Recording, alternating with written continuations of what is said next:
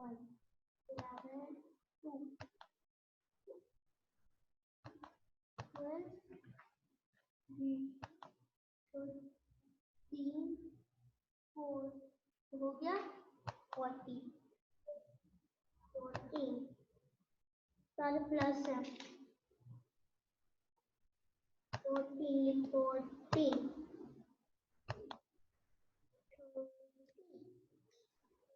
11 plus 21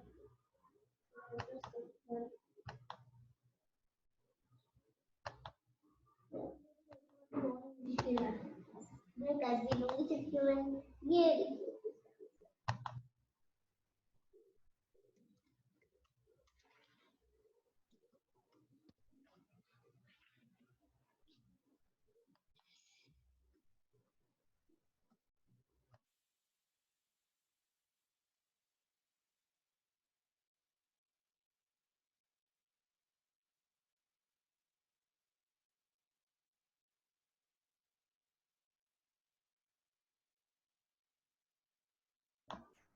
और मुश्किल दिया है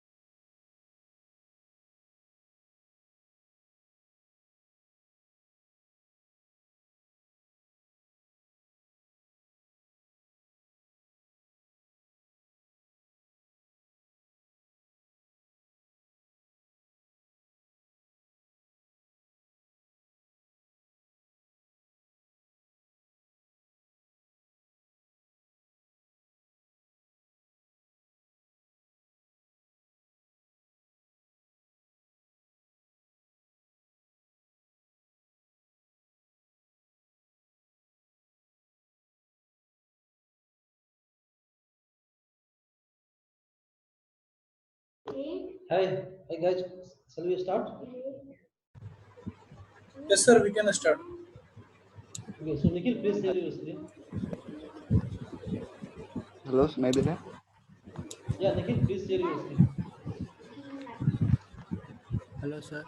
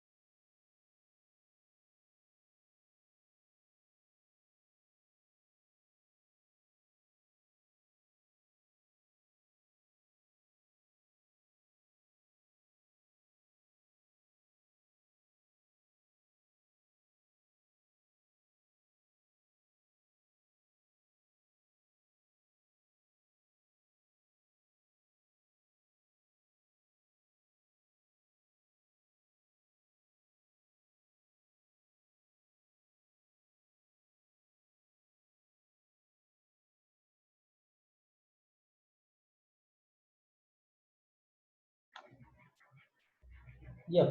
So yesterday we discussed regarding this the why we are writing the hash if and def, right? In the header file. So is it clear to everyone? So why we are writing this hash if and def, right? So it is just to avoid the double when we are including the header files, right? So sometimes it is happening like the same header file will include two types. So in this case, it will give you error if you have not read this line. You can def hash define. So this line is just saying that when the first time it will include, then it will define the header file, and next time when you are going to include this condition will false, you will skip that. Okay. So for this region, only we are writing this hash if and def and hash define. This is actually the mandatory condition.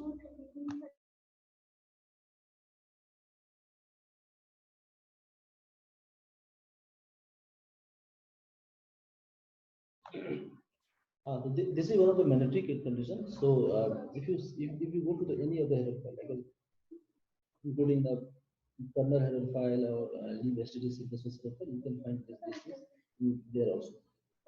Now coming to this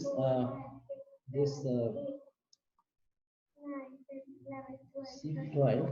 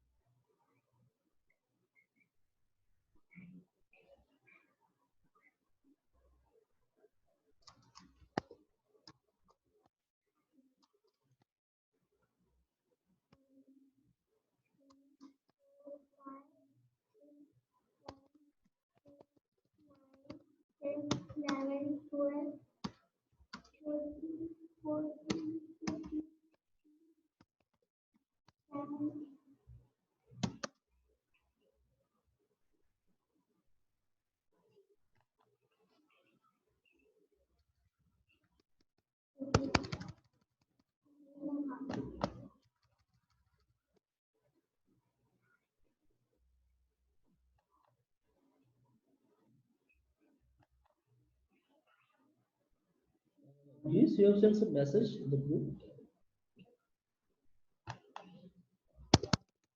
No, sir. That mistakenly come. Okay.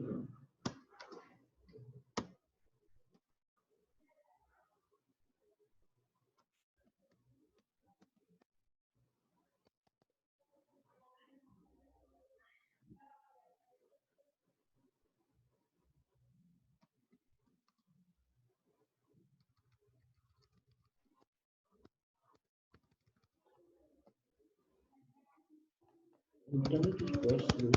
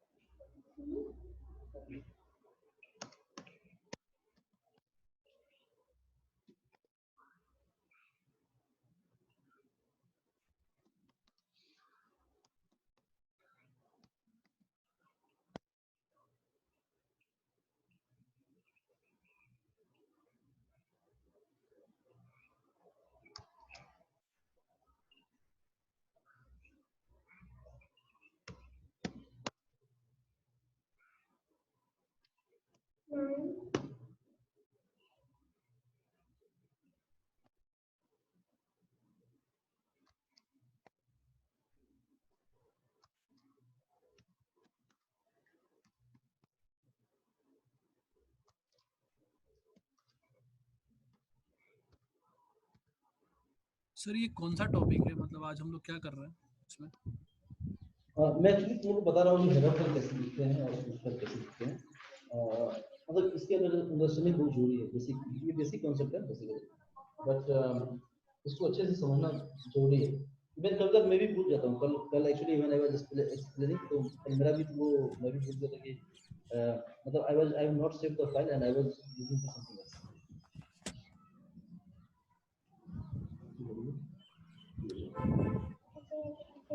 जल्दी है ना?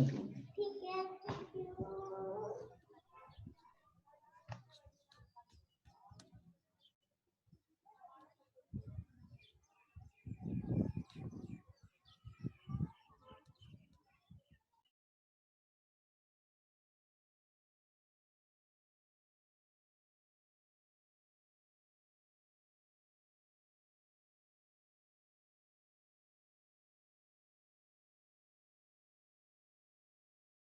Hello sir, आवाज आ रहा है क्या? हाँ आ रहा है, सॉरी आवाज आ रहा है। हाँ सो सर, ये जो अभी हम लोग मतलब जो प्रोजेक्ट कर रहे हैं उसमें जो मॉड्यूल्स लिखेंगे वो भी हेडर फाइल के रूप में लिखेंगे कि कैसे लिखेंगे? हेडर फाइल के फॉर्म में बिना लिखेंगे? बिना हेडर फाइल को तो आप लिखोगे ही नहीं। इफ यू आर नहीं सर, राइटिंग जो भी हम लोग कोड लिखेंगे, जो मॉड्यूल्स लिखेंगे हाँ, उसको हेडर फाइल में कन्वर्ट करके फिर वो मेन प्रोग्राम में एक्सेस करेंगे।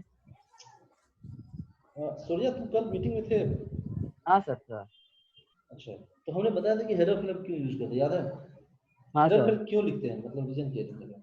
हाँ सर, वो रिडंडेंसी का मतलब क्या बोलते हैं वो, रीयूजेबल हो जाता है कोड। हाँ करेक्ट करेक्ट।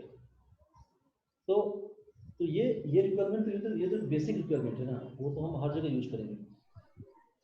हाँ whenever you are going to define a class, अगर मैं तुम्हें जो मैंने तुम्हें दिया हुआ एनालिटिक्स का सॉफ्टवेयर या कुछ भी, या वो वाला जो मैंने तुम्हें सॉफ्टवेयर दिया था, या मेरा लॉगर ही लिख दिया, जो भी चीजें लिखी जाती है, तो इफ यू आर राइटिंग, देखो कभी भी if you are creating a small project, in that case also you have to create 3 files is always required minimum.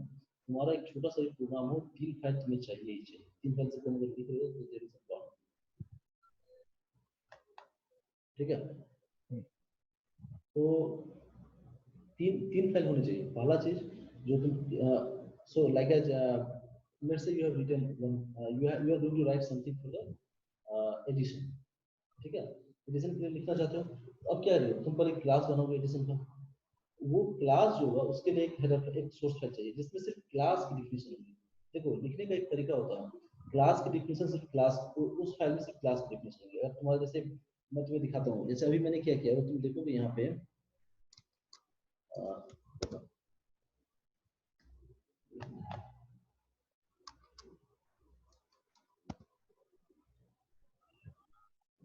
तो तुम देखोगे तो यहाँ पे कितने फाइल हैं? एक मेन फाइल, 1 2 3 4 5 फाइल्स हैं। ठीक है, तो यहाँ पे x.cpp और x.h, ये दोनों एक एक मतलब कॉम्बिनेशन है। y.cpp y.h, ये अनदर कॉम्बिनेशन है। तो ये कॉम्बिनेशन कैसे लिखा जाता है? x.h में हम एक क्लास को डिफाइन करते हैं, उस क्लास का डिक्लेरेशन यहाँ करते हैं, और मतलब उसके फंक्शंस का, क्लास का तो डिक्लेरेशन यही होता है, बट क्लास के अंदर फंक्शंस होते हैं उसका डिक्लेरेशन इसमें होता है। क्लास के मतलब के फंक्शन का जो डिफिनेशन होता है वो तुम्हारा सीवीपी फाइल में होगा, और मेन फाइल वो फंक्शन होता है जिसमें बस 4 या 5 लाइन कोड लिखा होता है जहाँ से तुम्हारा पूरा सिस्टम होता है। जब तुम एक सॉफ्टवेयर की बात करते हैं, हमारा सॉफ्टवेयर कैसे चलता है, सॉफ्टवेयर में जैसे मानो तुम देखो ये सब चीज ना C++ डिजाइनिंग के हिसाब से बहुत इंपॉर्टेंट चीज है। C++ में जो हम क्या करते हैं, क्लास डायग्राम बनाते हैं। तो जब तुम क्लास डायग्राम बहुत सारे बनाते हो तो एक क्लास डायग्राम हुआ तुम्हारा, मतलब हर क्लास का अपना एक सोर्स फाइल, एक हेडर फाइल होता है। अब ऐसे ऐसे करके सारे क्लासेस बनते चले जाते हैं, तो मान लो तुम्हारे पास 50 source file, 50 header file. Sir hello हाँ हाँ बताओ। सर, आपका वॉल्यूम बहुत कम आ रहा है सर, थोड़ा सा इंक्रीज कर लीजिए।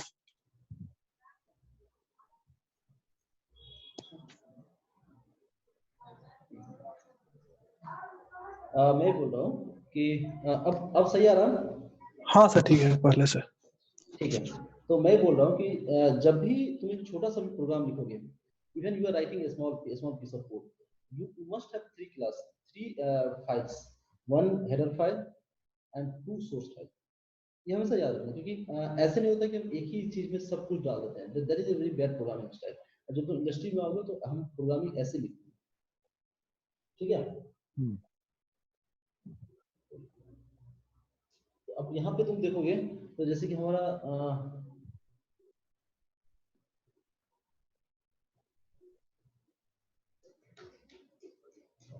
तुम देखोगे कि यहाँ पे मैं दो हेडर, एक x.cpp, एक x.h। these belongs to the one combination। y.cpp, y.h, this belongs to the another combination। okay, so there are like as देखो सबसे पहले याद एक चीज समझ लो कि रिस्पांसिबिलिटी जब मैं बोलता हूँ कि रिस्पांसिबिलिटी को क्लास में डिवाइड करते हैं, हम क्या करते हैं कि एक सोर्स फाइल या हेडर फाइल ऐसे बनाते हैं और हम क्लासेस डालते जाते हैं, ठीक है। अब तुम्हारे पास एक क्लास है जिसमें तुम कुछ ऑपरेशन कर रहे हो, क्लास, तो उस क्लास का डिक्लेरेशन जो है तुम हेडर फाइल में लिखोगे, उसकी डिफिनेशन, उसके फंक्शन की डिफिनेशन तुम सोर्स फाइल में लिखोगे, ठीक है। जब तुमने ये दोनों चीज बना ली, ये दोनों चीज तुम्हारा बन गया, तो इसके अंदर का चीज इन्वोक करने के लिए हम क्या करेंगे, इस क्लास का ऑब्जेक्ट क्रिएट करते हैं। तो इस क्लास का ऑब्जेक्ट हम जैसे कि अभी हम मेन में क्रिएट कर रहे हैं, राइट। लेकिन मेन में ऐसा नहीं कि सब कुछ मेन ही स्टार्ट करता है। मेन जैसे तुम्हारा एक बड़ा सॉफ्टवेयर, ठीक है, तो बड़ा सॉफ्टवेयर है तो तुम no one is going to call each and every class of your software। they so software should be written like as कि क्लास डायग्राम कहीं भी देखोगे तो क्लास डायग्राम में क्या होता है, जैसे यहाँ पे क्लास हुआ, यहाँ पे क्लास हुआ, यहाँ पे, जैसे मैं तुम्हें दिखाता हूँ,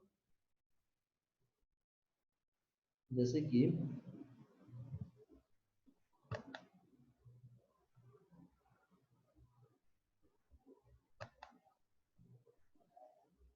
तो टीचर वो एक बड़ा टॉपिक हो जाएगा फिर उसमें। जैसे कि तुम्हारा क्लास, जो भी तुम्हारे क्लासेस हैं, तो how we are going to write it कि हम एक हाई लेवल क्लास बनाते हैं। उसके जो मॉडल प्रोग्रामिंग का मतलब क्या होता है कि हम एक मॉडल बोलते हैं ना, एक लाइक एज कि तुम्हारे पास एक पूरा सॉफ्टवेयर, ठीक है, उस सॉफ्टवेयर में डिफरेंट मॉडल्स हैं, तो डिफरेंट मॉडल्स के अलग अपने क्लास होते हैं। उस क्लास के अंदर फिर छोटे छोटे क्लासेस होते हैं, फिर उसके नीचे छोटे छोटे क्लासेस होते हैं। जैसे बाइनरी ट्री होता है ना, वैसे उसी तरह का फॉर्म समझ लो। तो क्लास भी उसी तरह से रिप्रेजेंट किया जाता है। तुम्हारे नीचे छोटे छोटे क्लासेस होते हैं जो तुम्हारा एक्चुअल रिस्पांसिबिलिटी परफॉर्म करते हैं। अब इन सब सारी क्लास को यूज करने के लिए हम जैसे मान लो कि लाइक एज की एक एग्जांपल है, जैसे कि कार मैन्युफैक्चर करना है, ठीक है। तो कार जब बनाते हैं सपोज करो, तो जैसे कि उसके टायर व्हील्स हो गए, हेडलाइट्स हो गए, सीट्स हो गए, राइट, स्टीयरिंग हो गया, so there are lot of components are there, right? So for every for creation of every component, like to manufacture the wheel, to manufacture the seats, to manufacture the steering, so there is small classes are there. and and uh, and when someone is planning to make the car, right, so they are not going to call the functions like as k uh, steering, just like as there is a class to manufacture the steering something। अब उस class को create करके उस class का object create करके वो नहीं call करेगा, मतलब वो एक बैड प्रोग्रामिंग अप्रोच होता है कि हम सारे क्लास को कॉल करें। हम क्या करते हैं, ये सारे छोटे छोटे क्लासेस बनते हैं, इसके ऊपर एक हाई लेवल क्लास बनता है जिसको जिसको जिसको बोलते हैं मैन्युफैक्चर कार।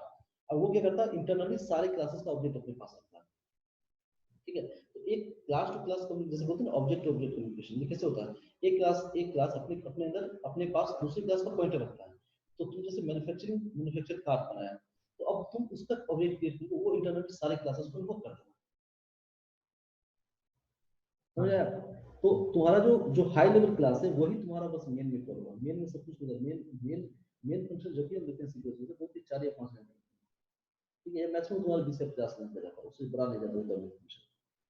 यहाँ पे देखो, यहाँ पे जो मैं ये कर रहा हूँ, डिफाइन कर रहा हूँ, इसमें तुम्हारे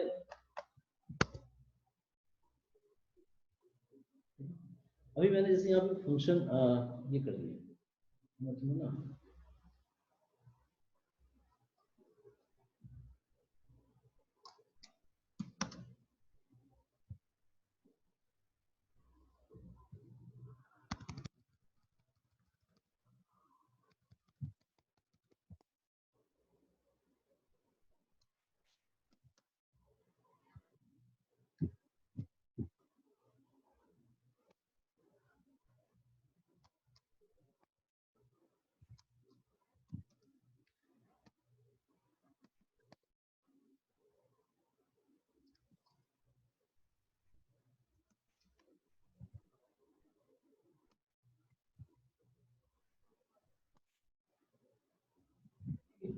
अब यहाँ पे देखो हमारे पास एक क्लास है टेस्ट वन और दूसरा टेस्ट है इसका ना, मैं थोड़ा नाम सही कर रहा था,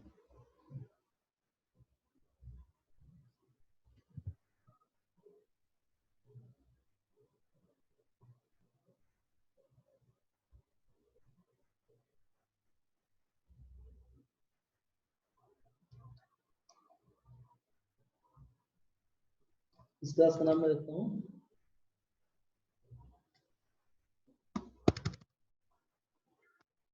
एक्स, ठीक है। और कभी भी फंक्शन का डिफिनेशन यहाँ पे नहीं देते हैं। अगर तुम्हें अगर कंस्ट्रक्टर भी लिखना होगा ना, कंस्ट्रक्टर भी यहाँ पे नहीं लिखना है। कंस्ट्रक्टर भी अगर तुम लिखते हो तो कंस्ट्रक्टर का यहाँ पे बस डिक्लेरेशन होगा।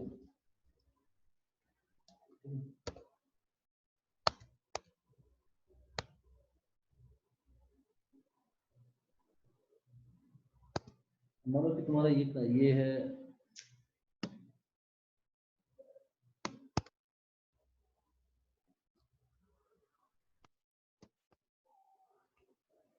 यहाँ पे कंस्ट्रक्टर, ठीक है। तो कंस्ट्रक्टर तुमने बनाया, कंस्ट्रक्टर को भी यहाँ पे बस यहाँ पे ब्रैकेट ये सिंबल दे के छोड़ देते हैं।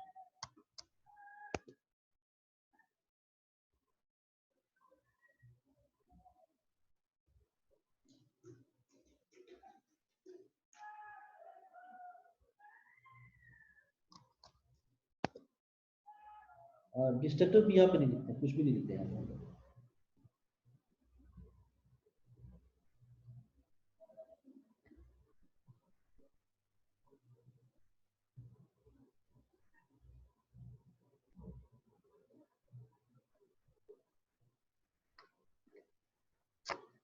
यार इंटरनेट बहुत स्लो है।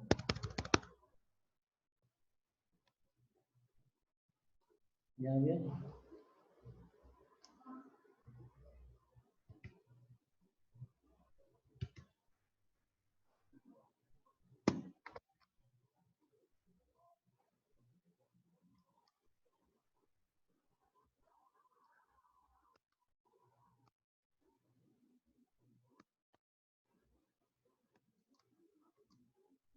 सब कुछ यहाँ पे, ठीक है। ये हुआ तुम्हारा क्लास का ये तुम्हारी क्लास का डिफिनेशन दिया, और क्लास के अंदर के जो फंक्शन है वो भी इसमें डिफाइन नहीं है, ठीक है। ये तुम्हारा वाई डॉट सीपी है। वाई डॉट सीपी जब लिखते हैं तो इसमें कुछ भी नहीं करते, बस ये जो क्लास है वाई, इसके सारे फंक्शन में डिफिनेशन देता है। तुम भी जब क्लास लिखोगे, जब हेडर फाइल लिखोगे, तो हेडर फाइल तुम्हारी क्लास होगा, उसके कॉरस्पॉन्डिंग जो सोर्स फाइल होगी उसमें सिर्फ उसी क्लास का डिफिनेशन होगा और बाकी कोई टच यूज नहीं करोगे। मतलब वो मतलब मैंडेटरी नहीं होता, मतलब वो मतलब ये रिकमेंडेड नहीं होता इसलिए, ठीक है।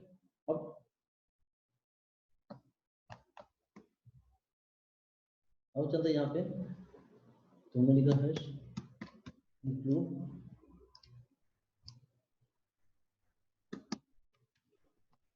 string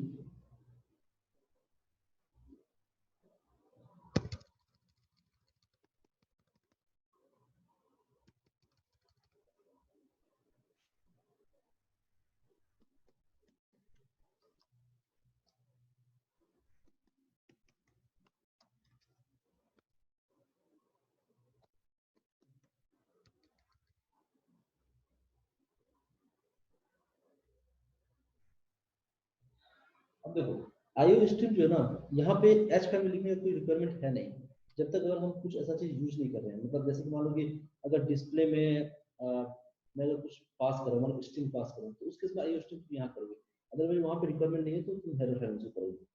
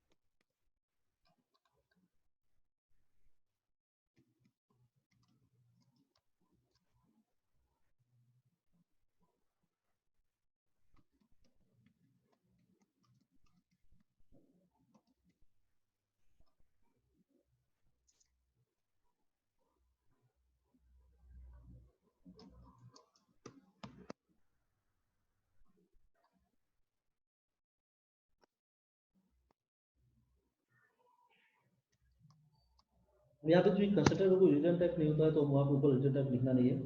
बट यहाँ पे जब डिस्प्ले फंक्शन डिफाइन करेंगे, तो डिस्प्ले फंक्शन का मैं रिटर्न टाइप कर दूंगी, वो कंस्ट्रक्टर नहीं है। उसका अपना रिटर्न टाइप होता है, फिर क्लास का नाम, फिर डिस्प्ले फंक्शन में दूंगा, फिर उसकी बॉडी लिखूंगा।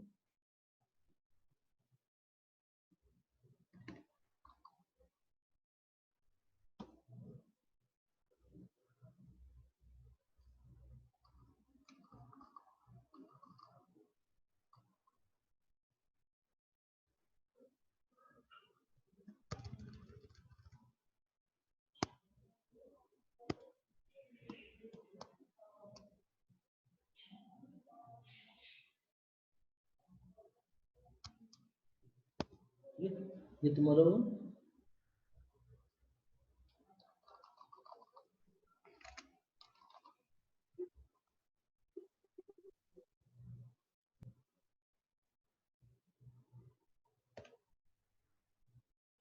एक्चुअली जो भी हमने लिखा था ना, एक्चुअली वो वाइट और सीपीपी में हमने लिख दिया था। तो यहाँ देखोगे फाइल का नाम वाइट और सीपीपी है हमारा।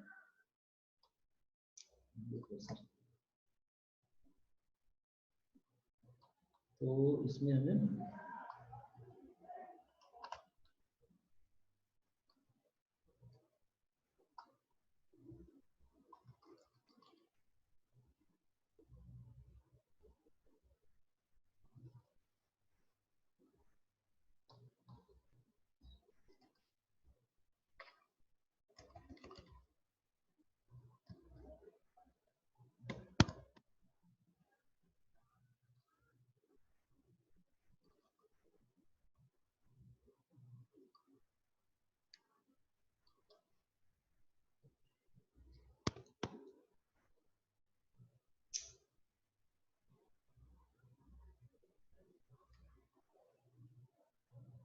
निखिल, हाँ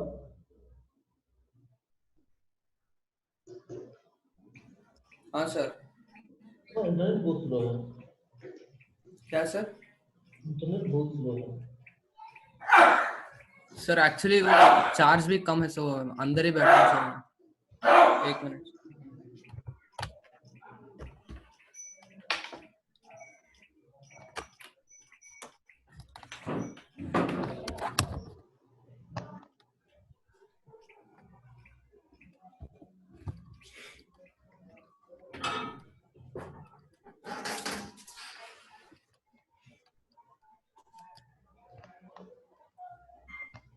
हेलो।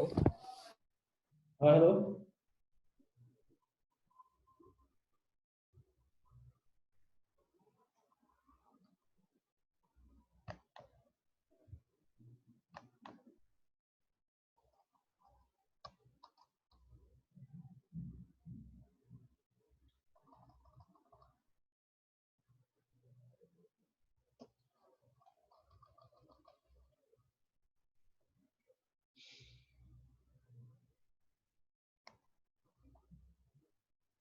हेलो निखिल,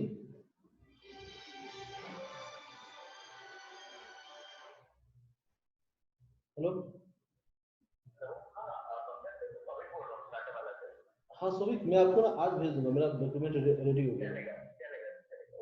ठीक है।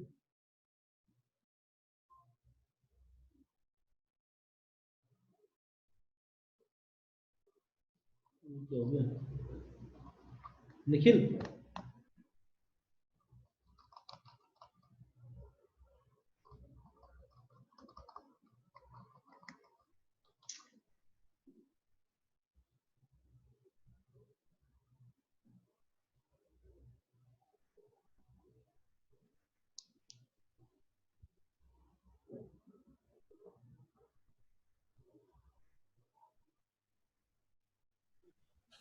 Hello sir.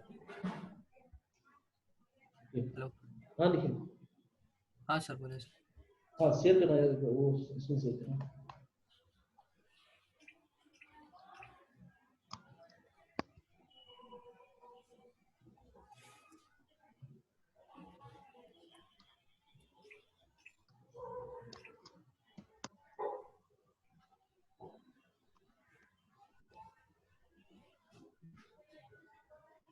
This is your wider CV.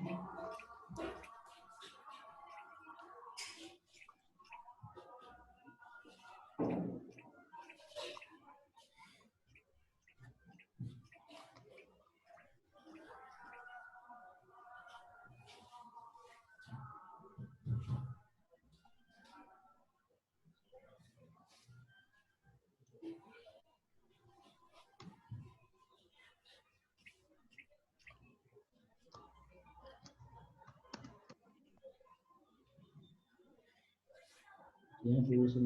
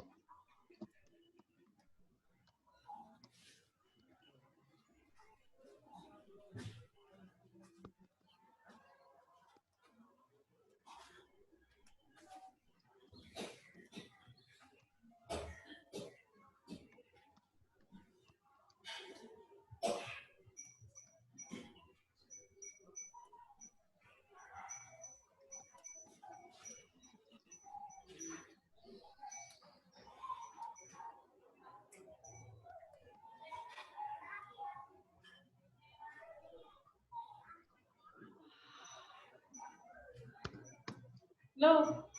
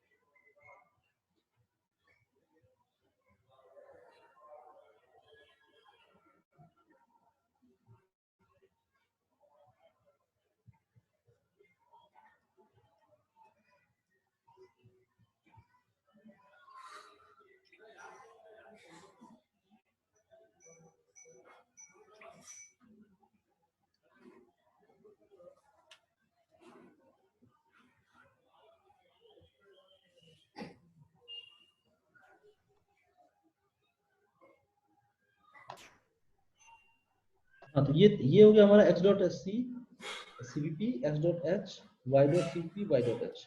ठीक है, ये की जगह तो हमें कैसे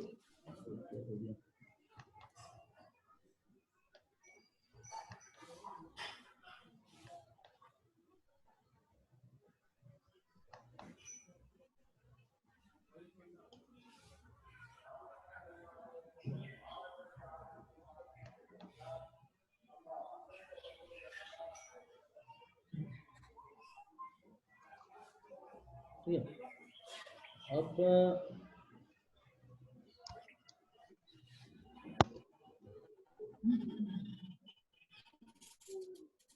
वाइट सी खुला हुआ है।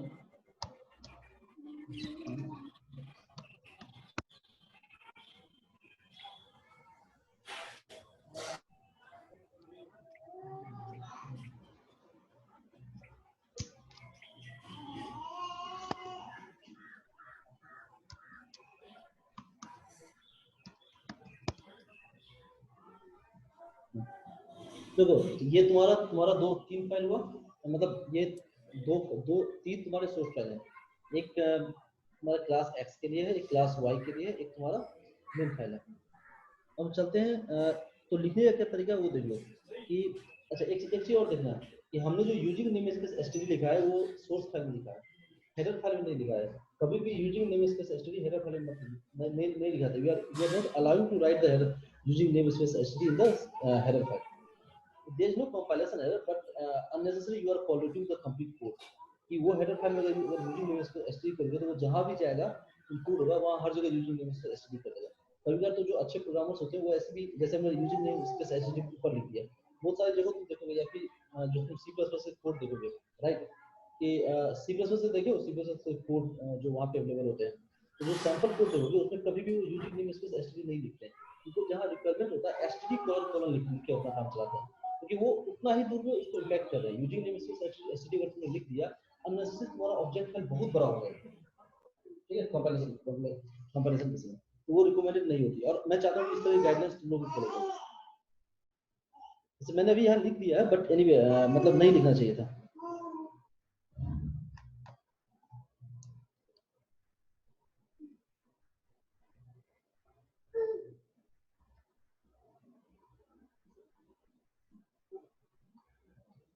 जब तुम उसको बहुत ज्यादा यूज करो तभी इसको लिखना है। अब यहाँ पे गए, हमने दो ऑब्जेक्ट बनाया,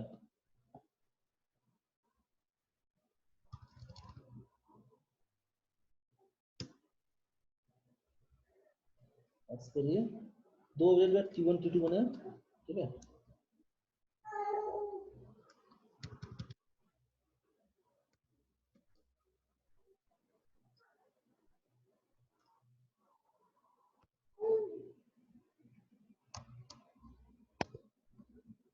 हम इसको कंपाइल करना है, तो कोई मुझे कमांड बता सकता है दो फाइल को कंपाइल करने का कमांड क्या होता है? सर सीमेक का यूज करते हैं। सीमेक सर, सीमेक। नहीं, तुम ऐसे भी लिख सकते हो, ठीक है।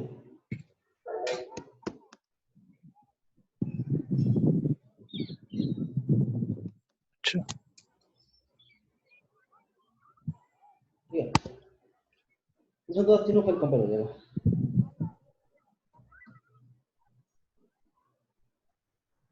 इसमें कहीं एरर दिया, इसको सी आउट नहीं मिला, cout was not declared in this space.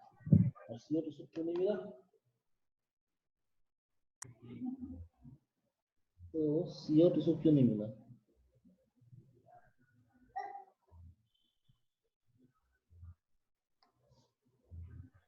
Sir STD sir, using namespace STD लिखना होगा।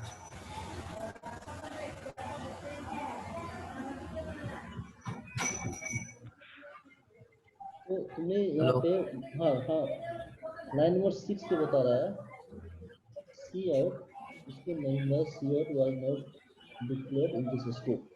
सर एक्चुअली जो सीन सी आउट होता है वो यूजिंग नेमस्पेस एसटीडी में ही वो होता है, तो शायद से इस वजह से। हाँ तो वो तो हमने ऐड किया हुआ है। सर वो x.cpp में है सर, y.cpp में हाँ नहीं। Sir x. अच्छा,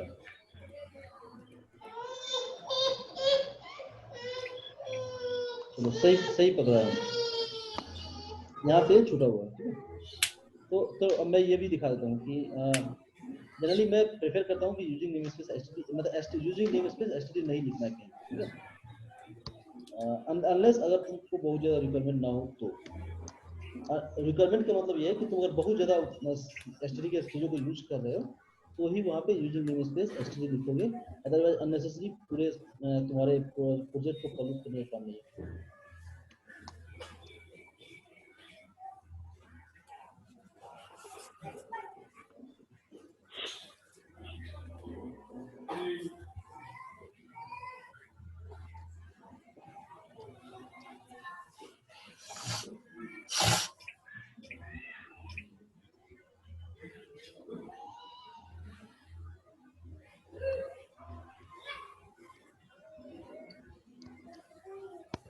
ठीक है,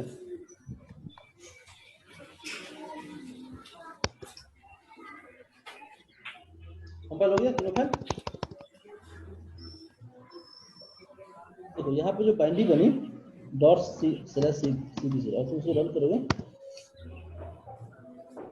तो पहले कंस्ट्रक्टर पर वो display function of class x, constructor of class y, display function of class y। ठीक है, अब जो मेन चीज आता है, ये तो सैंपल कोड था जो मैं तुम लोगों को लिख के भी दिखाया है। ठीक है, इसमें भी कुछ ऐसा मतलब इंपॉर्टेंट चीज नहीं था। अब कॉन्सेप्ट आता है कि ये बस एक गाइडलाइन है तुम लोगों के लिए कि कोड ऐसे लिखना है। इससे तुमसे बहुत बैकग्राउंड नॉइज आ रहा है।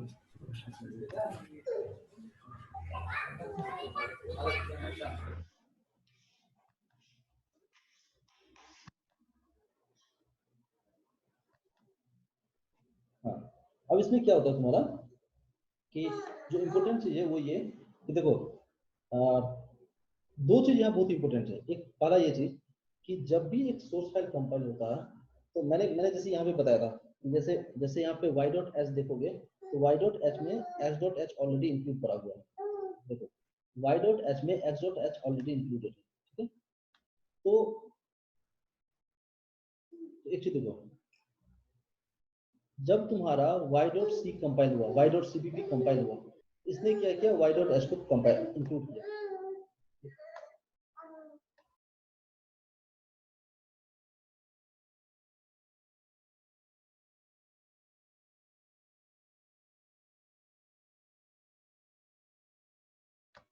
हेलो, तो देखो सबसे सबसे पहले एक चीज ध्यान देने वाली चीज है कि जब हमने इसे y.h इंक्लूड किया, ठीक है, यहाँ पे तो यहाँ पे हमने सिर्फ y.h इंक्लूड किया तो y.h तुम्हारा आया ही, साथ में ये x.h को भी लेके आया, क्योंकि तुम अगर इसका देखोगे यार नेट का बड़ा पंगा है।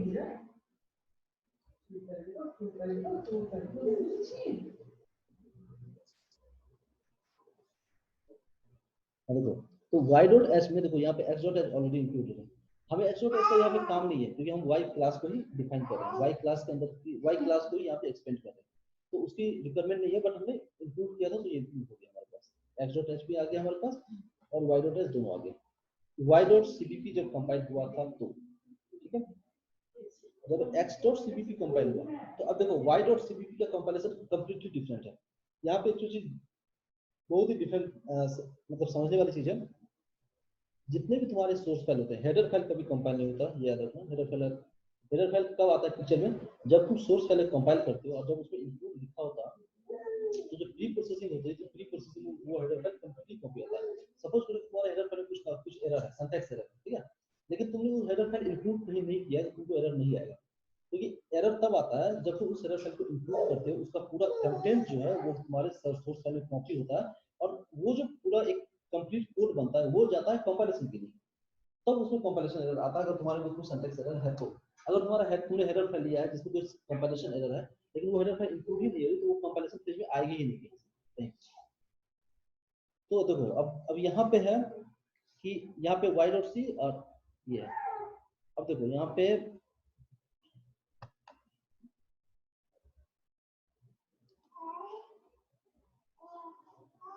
अब यहाँ पे मैंने y.h लिखा,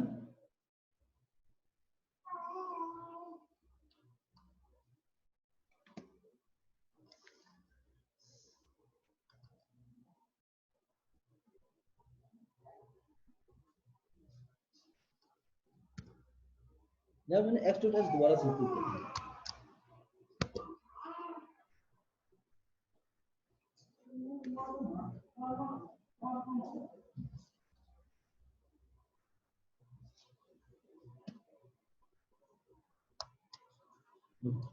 तो ये दोनों फाइल में चाहे x.h हो या y.h हो, मतलब x.cpp और y. दो ध्यान से सुनना, एक भी लाइन मिस मत करना, तो कंफ्यूजन हो जाएगा। x.cpp और y.cpp इस दोनों फाइल में मैंने दोनों हेडर फाइल को इंक्लूड किया है, x.h को भी इंक्लूड किया, y.h को भी इंक्लूड किया।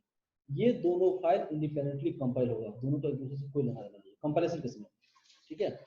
अब जब हमने इस ऑर्डर में लिखा था, सपोज करो कि हमने इस ऑर्डर में लिखा था कि तुम्हारा यहाँ पे जब कंपाइल किया था तो हमने ऑर्डर यहाँ पे लिखा था x.cp, y.cp, main.cp। ये ऑर्डर जो है ना कुछ भी हो सकता है, हमें मतलब ऑर्डर में केयर नहीं करना होता, क्योंकि ऐसा नहीं है कि हम main.cpp जब कंपाइल कर रहे हैं तो हमारा उससे पहले x.cp का ऑब्जेक्ट बनना चाहिए, ऐसा जरूरी नहीं है, ठीक है। अगर देखो जैसे तुम्हें ऐसा लग रहा हो कि x.cpp है तो main.cpp में हम क्लास x को यूज करें और क्लास y को यूज करें, तो ये क्लास x और क्लास y जहां भी प्रेजेंट है वो पहले कंपाइल होना चाहिए, उसके बाद हमारा मेन होना चाहिए, ऐसा नहीं होता है, ठीक है। क्योंकि अगर ऐसा होता तो फिर हमारे पास जब प्रोजेक्ट में हजारों लाखों सी फाइल होते हैं, राइट, तो वो उसका ऑर्डर ही करने में हमें एक महीना लग जाता है और उतना ऑर्डर मेंटेन ही नहीं हो सकता। में यहाँ पे y.cp बाद में करें, ठीक है, तो भी ये परफेक्टली कंपाइल होगा, कोई एरर नहीं आएगी। क्योंकि कंपाइलेशन का फेज समझने वाला चीज है कि उसमें क्या होता है, सबसे पहले प्री प्रोसेसिंग होती है, सारा जो तुम्हारा सोर्स फाइल है वो इंडिपेंडेंटली कंपाइल होता है, उसको किसी दूसरे सोर्स का कोई लेना नहीं होता। तो तुमने अगर यहाँ पे अगर मैं मेन की बात करूँ, जब मेन कंपाइल हो रहा होगा, ठीक है, तो मेन में यहाँ पे इसको क्लास x मिला, x की, तो अब ये जो x है ना, ये x इसको डिफाइन मिलना चाहिए कहीं ना कहीं, तो इसके लिए हमने क्या किया कि यहाँ पे x.h इंक्लूड किया, तो यहाँ से इसको x क्या है, क्योंकि हम यहाँ पे इंटीजर t अगर लिखते हैं, अगर इंटीजर t इसको ऑटोमेटिकली मिल जाता है कि इंटीजर हमारे लीव std सीक्वेंस से डिफाइन, लेकिन x जो हमने यहाँ पे यूज किया x डिफाइन नहीं है, इसीलिए क्लास और स्ट्रक्चर को यूजर डिफाइंड डाटा टाइप होते हैं। क्योंकि तुम जो इंटीजर x लिखते हो, इंटीजर x का मतलब क्या होता है, इंटीजर जो वर्ड है वो डाटा टाइप है, वो प्रिमिटिव डाटा टाइप है, राइट, और इंटीजर के बाद जो तुम लिखते हो वो तुम्हारा आइडेंटिफायर है। तो यहाँ पे जो इंटीजर है या फिर फ्लोट है या कैर है, ये सब बेसिक, ये सब प्रिमिटिव डाटा टाइप है, ये तुम्हारे लीव std सीक्वेंस या जो भी तुम्हारी लाइब्रेरीज है या फिर लीव std सीक्वेंस या libc.so इस दोनों में डिफाइन होती है। लेकिन अगर तुमने यहाँ पे x लिखा है तो x नहीं उसको पता है कि क्या है, तो x क्या है, तो जैसे कि हम क्लास स्ट्रक्चर या एनम, ये यूजर डिफाइंड डाटा होता है। यूजर डिफाइंड का मतलब होता है कि हम ऐसा डाटा हम खुद बनाते हैं, तो जैसे यहाँ पे देखो कि हमने x बनाया, यहाँ पे इंटीजर x की जगह पे हमने इंटीजर t की जगह पे इंटीजर को रिप्लेस करते हैं x से। अब ये x कंपाइलर को चाहिए, जब ये मेन कंपाइल हो रहा होगा उसमें इसको इस x का मतलब इसको पता होना चाहिए क्या है। इसके लिए हमने क्या किया, यहाँ पे हेडर फाइल, तो हेडर फाइल जब x.h इंक्लूड किया तो यहाँ पे x.h इंक्लूड हो गया, ठीक है। तो x.h यहाँ पे देखा तो देखा कि हाँ ठीक है, मेरे को क्लास x क्या मिल गया कि x क्या है, तो ये क्लास है, ठीक है। और उस क्लास की वजह से मैंने डिस्प्ले फंक्शन कॉल किया, यहाँ पे डिस्प्ले देख भी लिया कि हाँ डिस्प्ले फंक्शन इसकी डिक्लेरेशन हो चुकी है, डिफिनेशन अभी वो नहीं चेक करेगा, मतलब जब मैं इसकी बात करूँ, कंपैरिजन की बात कर रहा हूँ, तो मतलब कंपैरिजन मतलब कि कंपैरिजन जो फेज होता है बेसिकली, क्योंकि कंपैरिजन एक हाई लेवल टर्म है, बट उसके अंदर चार चीजें होती है। कंपाइलेशन का कंप्लीट मतलब होता है कि pre processing, compilation, linking and execution, चार फेज होते हैं। तो वो जो प्री प्रोसेसिंग के बाद जो कंपाइलेशन होता है उसकी बात कर रहा हूं, तो वहां पे इसको x मिल गया, तो x मिला, डिस्प्ले फंक्शन की भी डिक्लेरेशन मिल गई, इसको परफेक्ट हो गया, ये कंपाइलेशन से आगे निकल जाएगा। तब जब ये लिंकिंग में जाएगा तो देखो वैसे ही तुम्हारा जो जैसे भी मैंने बताया main.c कंपाइल हुआ, ऐसे ही main.c कंपाइल हुआ, ऐसे ही x.cp कंपाइल हुआ, y.cp कंपाइल हुआ, ये सब कंपाइल हो गया। अब जब लिंकिंग फेज में जाएगा तो लिंकिंग फेज में सारी चीजें लिंक होती है एक दूसरे से, यानी उस समय वो फंक्शन का डिफिनेशन खोजता है।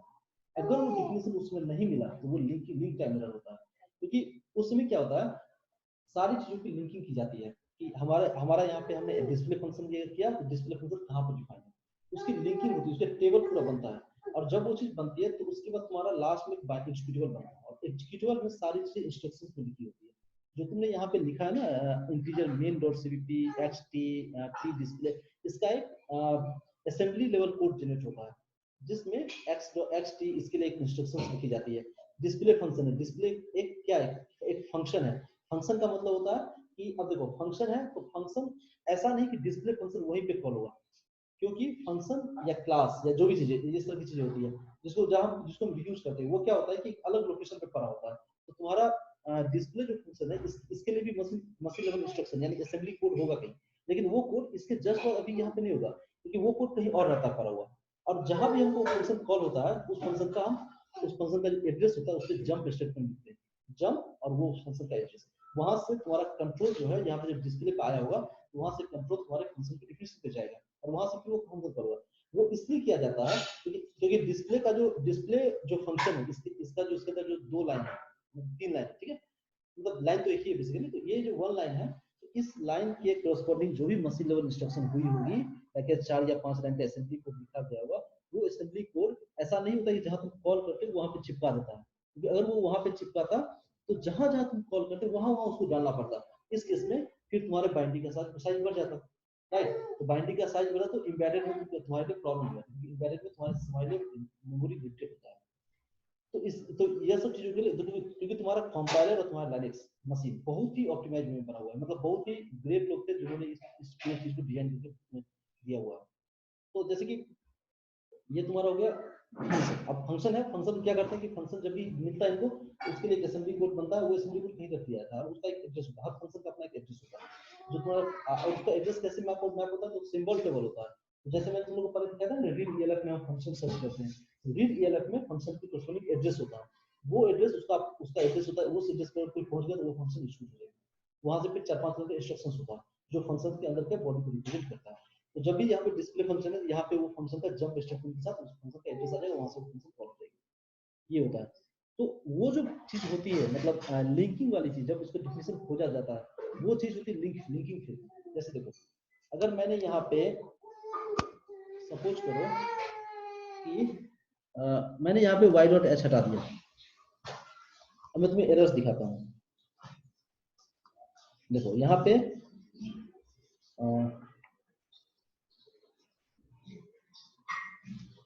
जैसे मैंने main.h से यहाँ हटा दिया, y.h हटा दिया, क्योंकि y.h ऑटोमेटिकली x को इंक्लूड करता है, इसलिए y को हटा दिया ताकि x इंक्लूड हो। अब जो तुम्हारा एरर आएगा वो आएगा कि y इसको नहीं मिला, लेकिन वो एरर देखो अभी जो तुमको एरर आएगा वो कंपाइलेशन फेज का एरर होगा। ध्यान से देखना, यहाँ पे इसको I नहीं मिला, इसका ये तुमको जब तुम कंपाइल करोगे इसको जो y तुमने लिखा ना yt1 वही नहीं मिलेगा उसको। तो y की उसकी y का वैल्यू y क्या है उसे पता ही नहीं चल पाएगा। देखो यहाँ पे क्लियरली लिखा है y के नीचे ब्रैकेट ये लगा हुआ है, कि y इसको पता ही नहीं चल रहा कि y was not declared in this scope। ये जो एरर दे रहा है ये कंपाइलेशन एरर है, ठीक है। अब लिंकिंग एरर क्या होता है, जैसे कि हमने यहाँ पे किया y.s को हमने इंक्लूड कर दिया,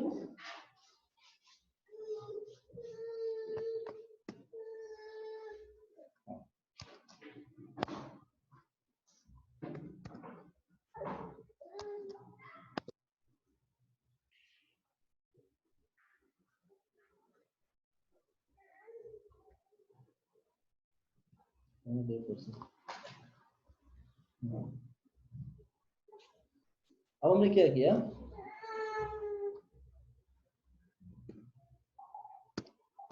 डिस्प्ले फंक्शन को मैं हटा दिया, ठीक है।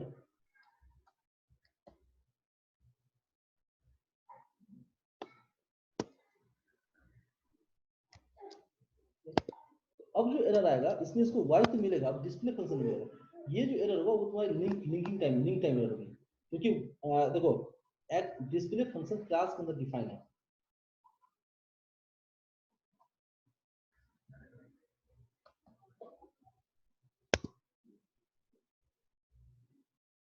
एरर का क्वालिटी देखना, देखो गौर से देखना, यहाँ पे .o लिखा हुआ है,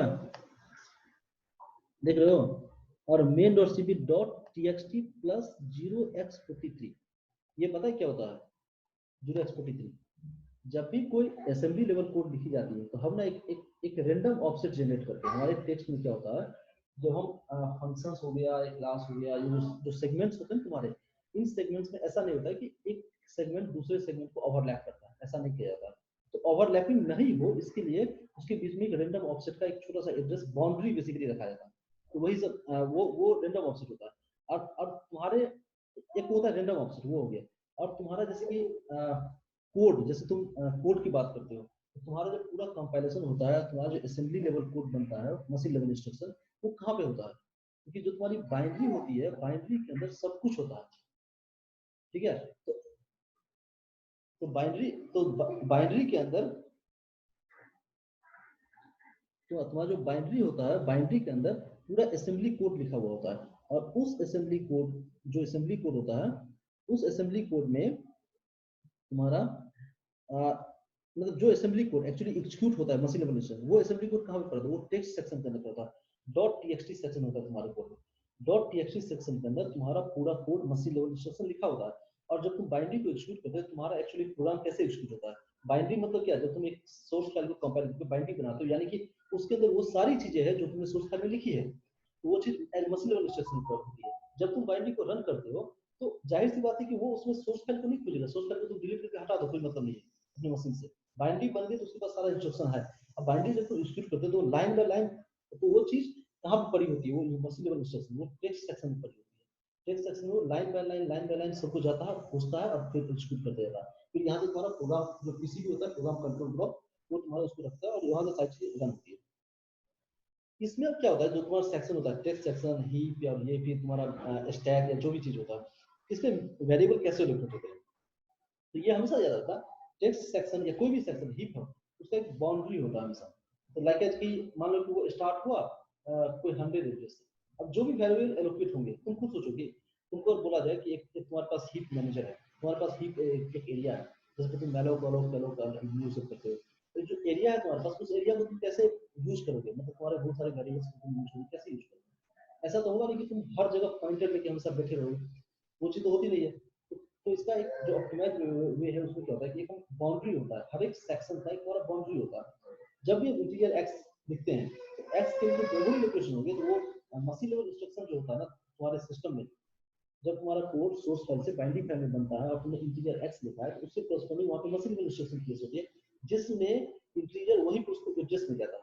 एड्रेस वहां पे ऐसे नहीं मिलता है कि हार्ड कोडेड वैल्यू मिलती है, वहां पे ये मिलता है टेक्स्ट सेक्शन में 5 बाइट ऐड या 5 बाइट ऐड करो, 5 बाइट मतलब 5 या 4, मतलब 4 बाइट ऐड करने के बाद तुम्हें जो लोकेशन मिलेगा वहां पे एक्स। उसके बाद तुमने मानो इंटीजर वाई डिक्लेयर किया, तो वो लिखेगा डॉट टेक्स्ट में, अगर तुम 8 बाइट ऐड करो तो तुम्हें वाई मिल जाएगा। तो ऐसे करके होता है पूरा सेक्शन लिखा है। इसीलिए डॉट टेक्स्ट प्लस 0x53 लिखा है, जहां पे वो एक्सपेक्ट करता है इस चीज के लिए कि यहाँ पे वाई कॉलन डिस्क उसको नहीं मिला। तो ये तुम्हारे लिंकिंग एरर, ठीक है। अगर इसी चीज में अगर हम एक और चीज कर दे, अगर हम इसको यहाँ भी अभी यहाँ पे तो नहीं रहे, मतलब इसकी डिक्लेरेशन तो नहीं रहे, बाकी हम इसका डिक्लेरेशन भी हटा देते हैं क्लास से।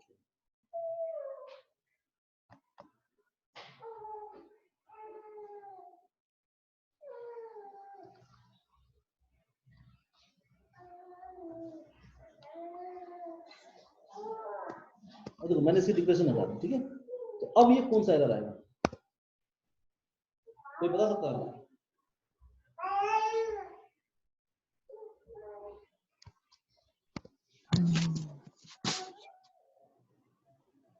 Hello hello hello.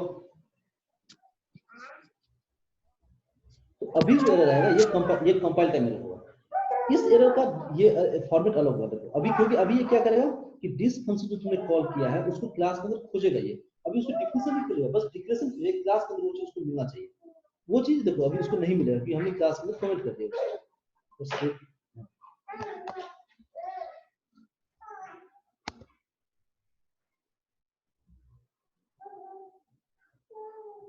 क्या class y has no member name display, ये कंपाइल टाइम एरर। यहाँ पे एड्रेस नहीं अभी उसको मिला है, ऊपर वाले में एड्रेस मिल गया था, वो लिंक टाइम एरर है, ठीक है। तो मतलब समझ में आ रहा है कंपाइल टाइम एरर क्या मतलब होता है, लिंक टाइम एरर क्या मतलब होता है?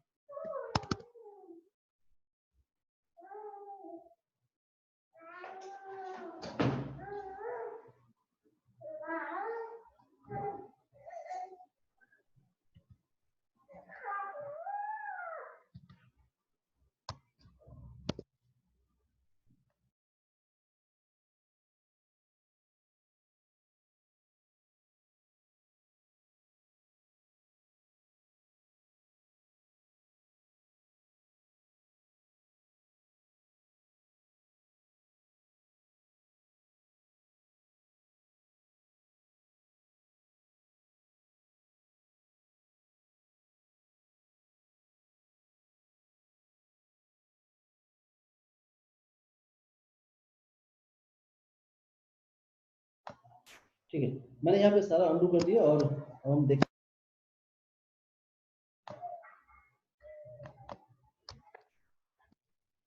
तो सारा हमने अनडू कर दिया। अब देखो अब ये पूरा परफेक्टली कंपाइल होगा।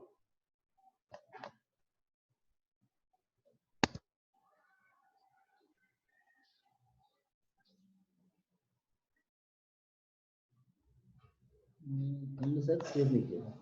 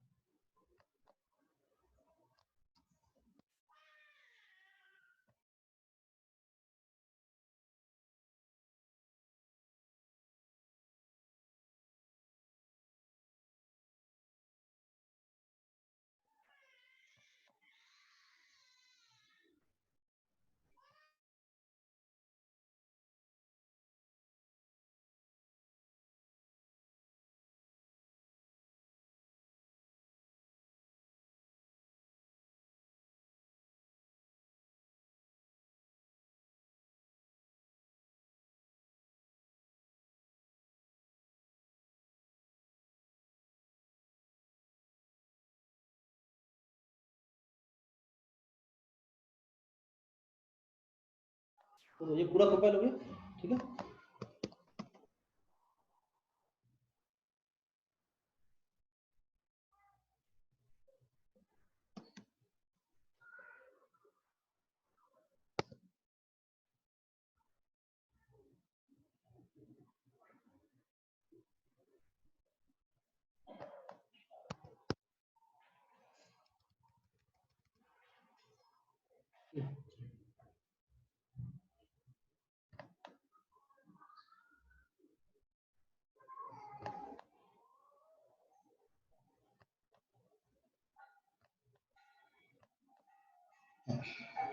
अब देखो यहाँ पे एक चीज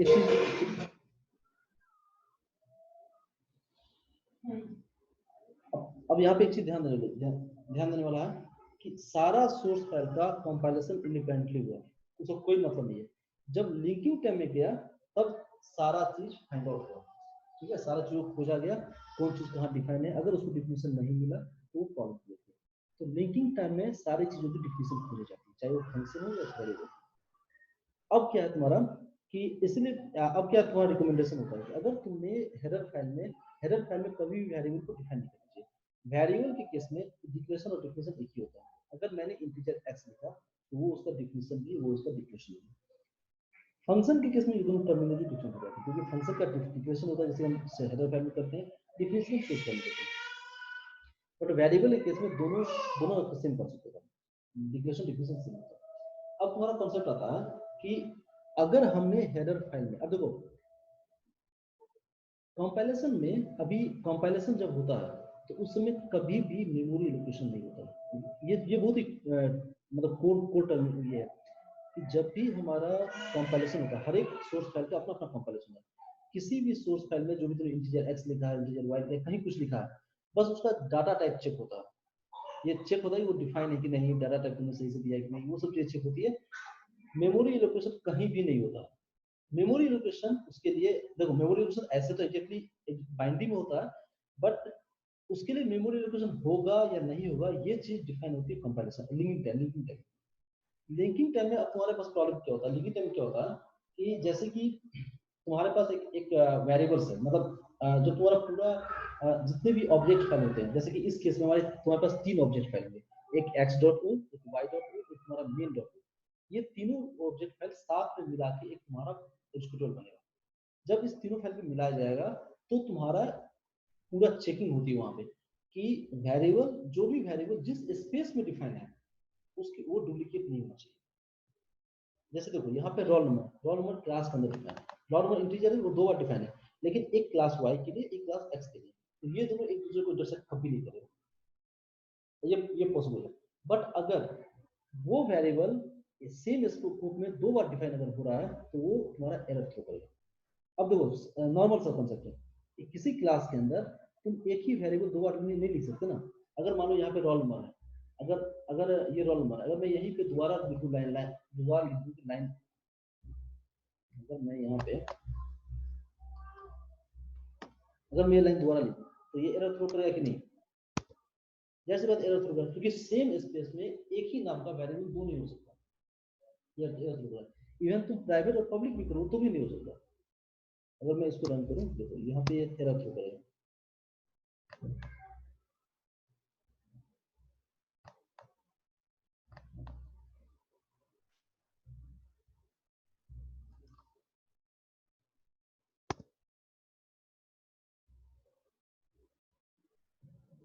यहाँ पे क्या तुम्हारा एरर थ्रो, ठीक है। अगर मैं इसको प्राइवेट और पब्लिक भी करूँ तो भी एरर थ्रो होगा, क्योंकि स्कोप जो है ना वो प्राइवेट पब्लिक से कंपाइलेशन फेज तक होता है, कंपैरिजन फेज पर वो खत्म होता है। जब तुम प्राइवेट या पब्लिक लिखते हो ना, मैंने एक वीडियो भी दिया है इसके ऊपर कि किसी क्लास का प्राइवेट वेरिएबल कैसे, प्राइवेट फंक्शन कैसे एक्सेस करते हैं। तो एक तरीका होता है कि किसी क्लास का प्राइवेट फंक्शन एक्सेस कर लेते हैं, वो एक तरीका होता है करने का। तो वो एक्चुअली क्या होता है, प्राइवेट पब्लिक प्रोटेक्ट, ये तुम्हारा कंपैरिजन टाइम तक होता है, कंपाइल टाइम में ही ये सब चीजें चेक होती है। तो तुम जो एक्सेस करोगे फंक्शन,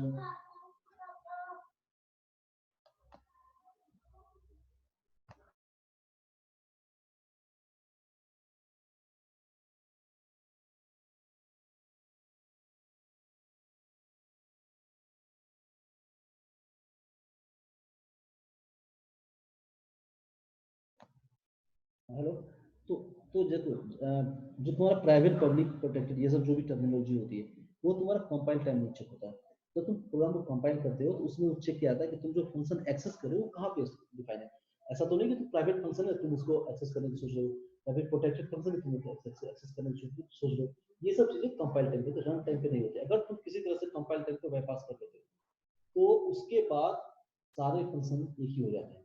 उसके बाद वो कंपाइलेशन फेज, कंपैरिजन फेज के बाद लिंकिंग फेज में सारे फंक्शंस कुछ नहीं होते, प्राइवेट पब्लिक कुछ भी नहीं, उसके बाद सारे फंक्शंस एक हो जाते हैं, क्योंकि वो मशीन लेवल इंस्ट्रक्शंस में जा रहा है।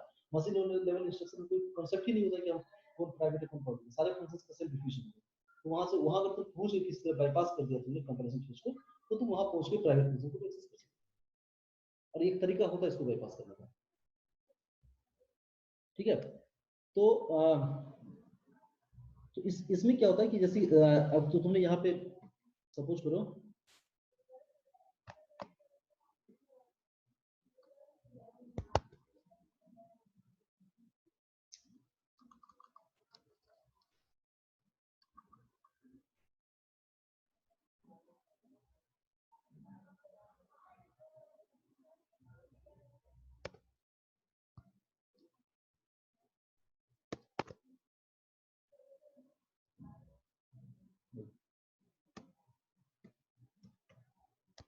तो मैंने इसको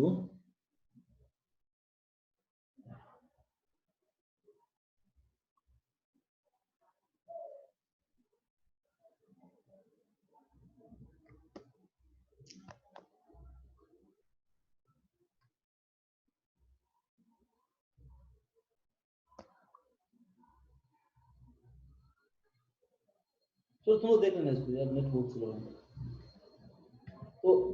तो कहने का मतलब ये है कि सेम स्कोप में अगर तुम्हारा दो वेरिएबल नहीं हो सकता, मतलब क्लास का स्कोप है तो क्लास का स्कोप,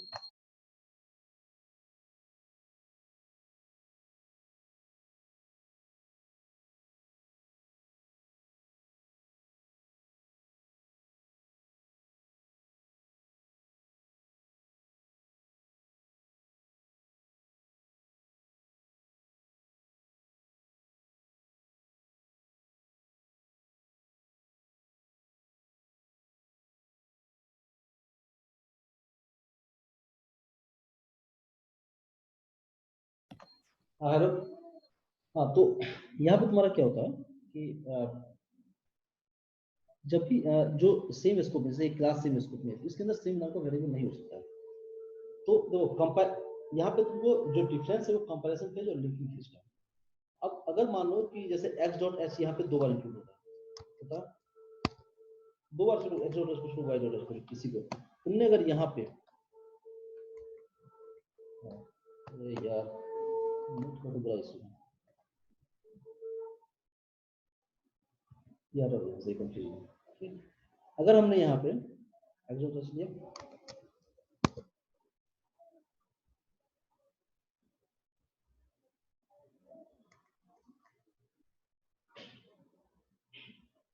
ये तुम्हारा वाई डॉट सी पी है, तो वाई डॉट एच लगा दो इसमें, ठीक है।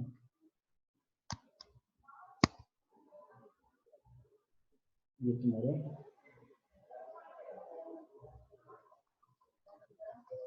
एक्स डॉट एच है, तो इसमें एक्स डॉट एच लिखा।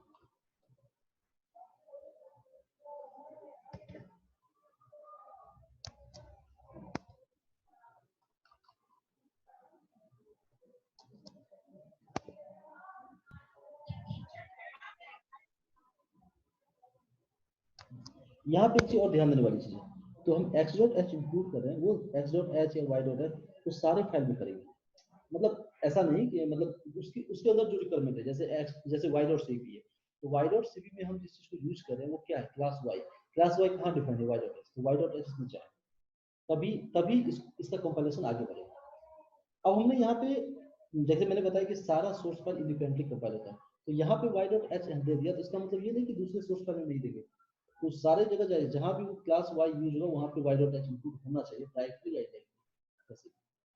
अगर नहीं तो वो कंपैरिजन एरर आ जाएगा, और सारा सोर्स फाइल इंडिपेंडेंटली कंपाइल होता है, उसका कोई मतलब नहीं था।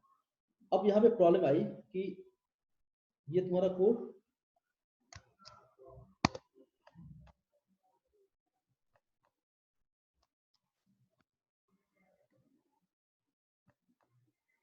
तुम्हारा है और ये पूरा भी रनिंग कंडीशन में है।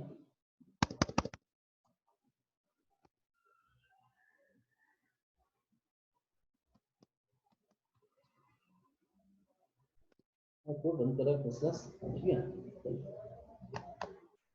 तो ये तुम सबको समझ में आ गया कि डिक्लेरेशन हमें जब डिक्लेरेशन होती है वो हर एक सोर्स फाइल का अपना अपना होता है, लेकिन जब वेरिएबल या फंक्शन उसकी जब डिफिनेशन होती है, डिफिनेशन उसकी एक ही बार मिलेगी।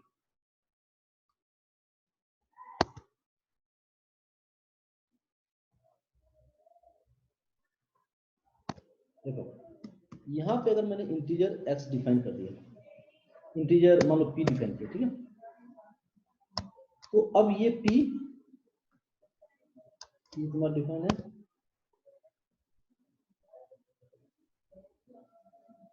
अगर मैं इसको रन करूंगा तो ये मुझे एरर देगा, क्योंकि ये p यहाँ पे हमने x y डॉट h, देखो y डॉट h में हमने डिफाइन किया, y डॉट cpp में मैंने इसको इंक्लूड कर दिया है, यानी ये integer p as it is यहाँ पे आ जाएगा, ठीक है।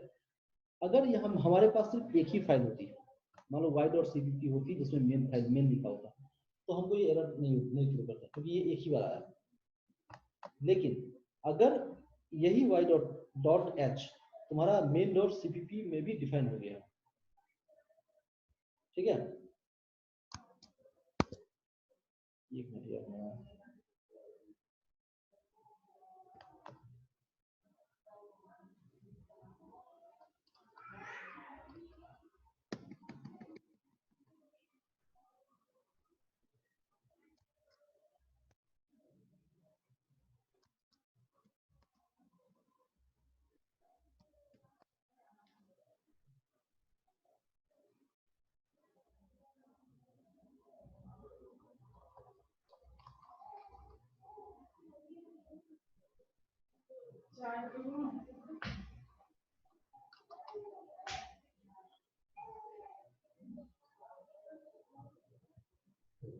अगर मैं ये चीज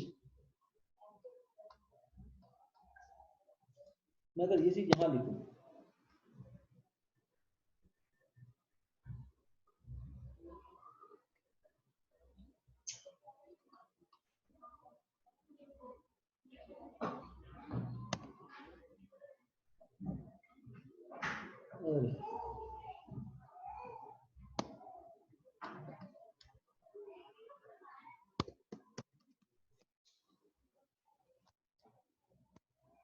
यहाँ पे मैंने इंटीजर p लिखा, और अगर मैं इसको भी कंपेयर करूँ तो इसमें कोई प्रॉब्लम नहीं आएगी।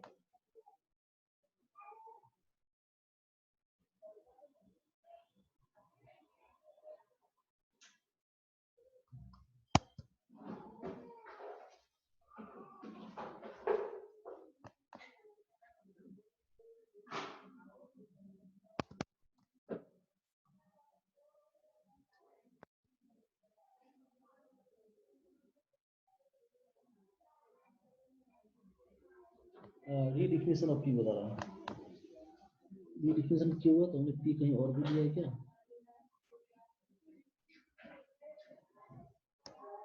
वायरल बैच में तो पी लिखा नहीं है।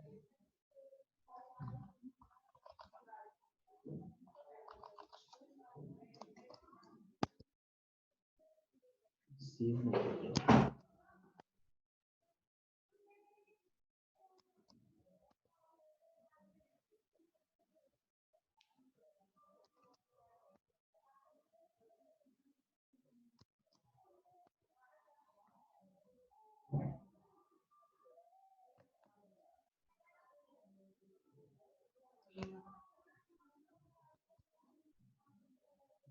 तो कोई प्रॉब्लम नहीं है, ठीक है, क्योंकि ये इंटीजर पी जो है, ये जब वाई डॉट सीपीपी कंपाइल हुआ तो इसे कंपाइलेशन में ये गया, लेकिन जब इसका लिंकिंग हुआ तो उसमें पी के लिए पी का डिफिनेशन खोजा गया जो इसको संभव मिल गया, क्योंकि हमारा एक ही जगह डिफाइन है ये।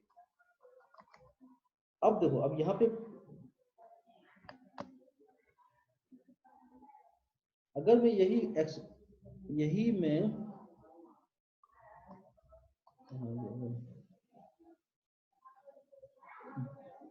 मैं इंटीजर पी यहाँ लिखूं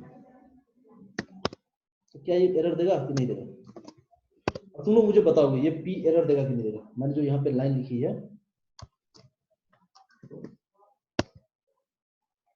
हाँ, मैं लाइन नंबर 7 लिखा है, उसमें एरर है कि नहीं? Hello hello hello hello, Shubham, Nikhil. हाँ सर। हाँ सर, सर इसमें हम सर वाई वाला को इंक्लूड नहीं कर रहे हैं, तो सर इसमें एरर नहीं देना चाहिए। ठीक है, अब तुम लोग सोच के बताओ मुझे कि इसमें, क्योंकि देखो ये क्वेश्चन तुम लोग को इतना देर हम समझाएं सब कुछ, अब मुझे एक बात बताओ कि इसमें ये एरर देगा कि नहीं देगा? सोच के जवाब देना। और सर शायद लिंकिंग के टाइम एरर देगा सर, क्योंकि y.cpp और x.cpp दोनों में से p आएंगे बाइनरी में, तो नेम कॉन्फ्लिक्ट होगा।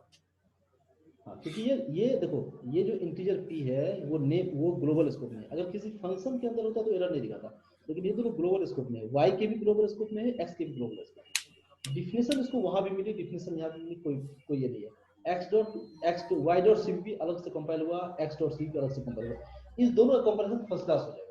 लेकिन जब बाइनरी बनेगी, जब लिंकिंग फेज में जाएगा, उस समय सबको जोड़ा जाता है। उस समय देखिएगा, अरे p तो दो जगह डिफाइन हुई है, और जब p के लिए मेमोरी खोजा जाएगा, जब p के सिंबल टेबल में जब डाटा होगा ना, जैसे तो तुम्हारे x.c है, इसमें जितने भी सिंबल है, इसे उसमें एड्रेसेस बनने स्टार्ट होते हैं। तो x डॉट के लिए भी एड्रेस, x मतलब y.cpp में जितने भी चीजें हैं उसके लिए एड्रेसेस बनेंगे। वो एड्रेस तुम्हारे p के लिए बन गया, उसके पास एक टेबल होता है, सिंबल टेबल होता है, जिसमें हर जो तुम्हारा वेरिएबल होता है उसके उसके एड्रेस मैप होते हैं। वो चीज तुम्हारा यहाँ पे जब y.cp कंपाइल हुआ था तो वो हो गया, तो जो भी जिस ऑर्डर में हुआ, मैं एक ऑर्डर लिख देता हूँ, पहले y.cp हुआ होगा, उसका जो x.cp हुआ तो उस समय उसको ये प्रॉब्लम करेगा कि देखिए p तो ऑलरेडी एलोकेटेड है। तो जो मेमोरी एलोकेशन है किसी भी वेरिएबल के लिए वो एक ही बार होता है, ये याद रखना। जब एक्चुअल मेमोरी मतलब एक्चुअली वो रनिंग टाइम मेमोरी एलोकेशन होगा, बट मेमोरी एलोकेशन से रिलेटेड जो चीजें हुई वो एक ही बार, वो दो बार, ठीक है। अब देखो जो मैंने यहाँ लिखा है, अभी यहाँ पे एरर देगा।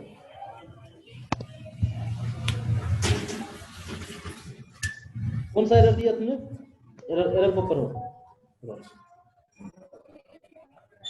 मल्टीपल डेफिनेशन ऑफ p का मल्टीपल डिफिनेशन। अब कौन सा एरर है ये? सर डॉट bss का मतलब?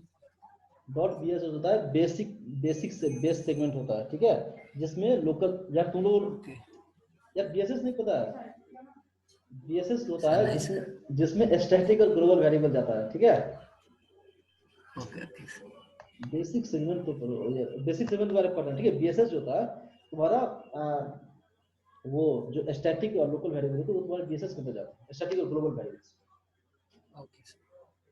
तो एरर देख के तुम्हें समझ आ जाएगा कि देखो अब यहाँ पे पी गया। अगर मान लो यही चीज, अब देखो यहाँ पे दो ये किया, अगर मैं यही लाइन अगर इंटीजर पी अगर किसी हेडर फाइल में लिख देता तो एरर आता कि नहीं?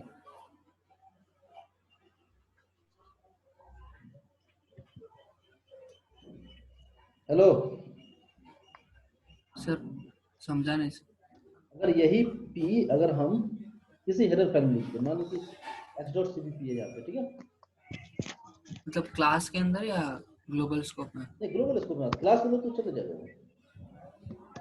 इंटीजर पी लिख दिया, ठीक है,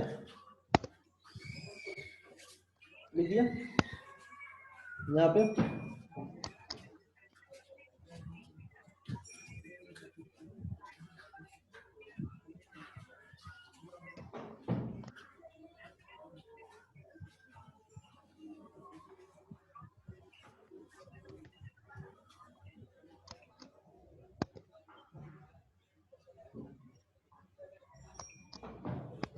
अब बताओ कि मुझे तुम लोग कि इसमें प्रॉब्लम आएगा कि नहीं।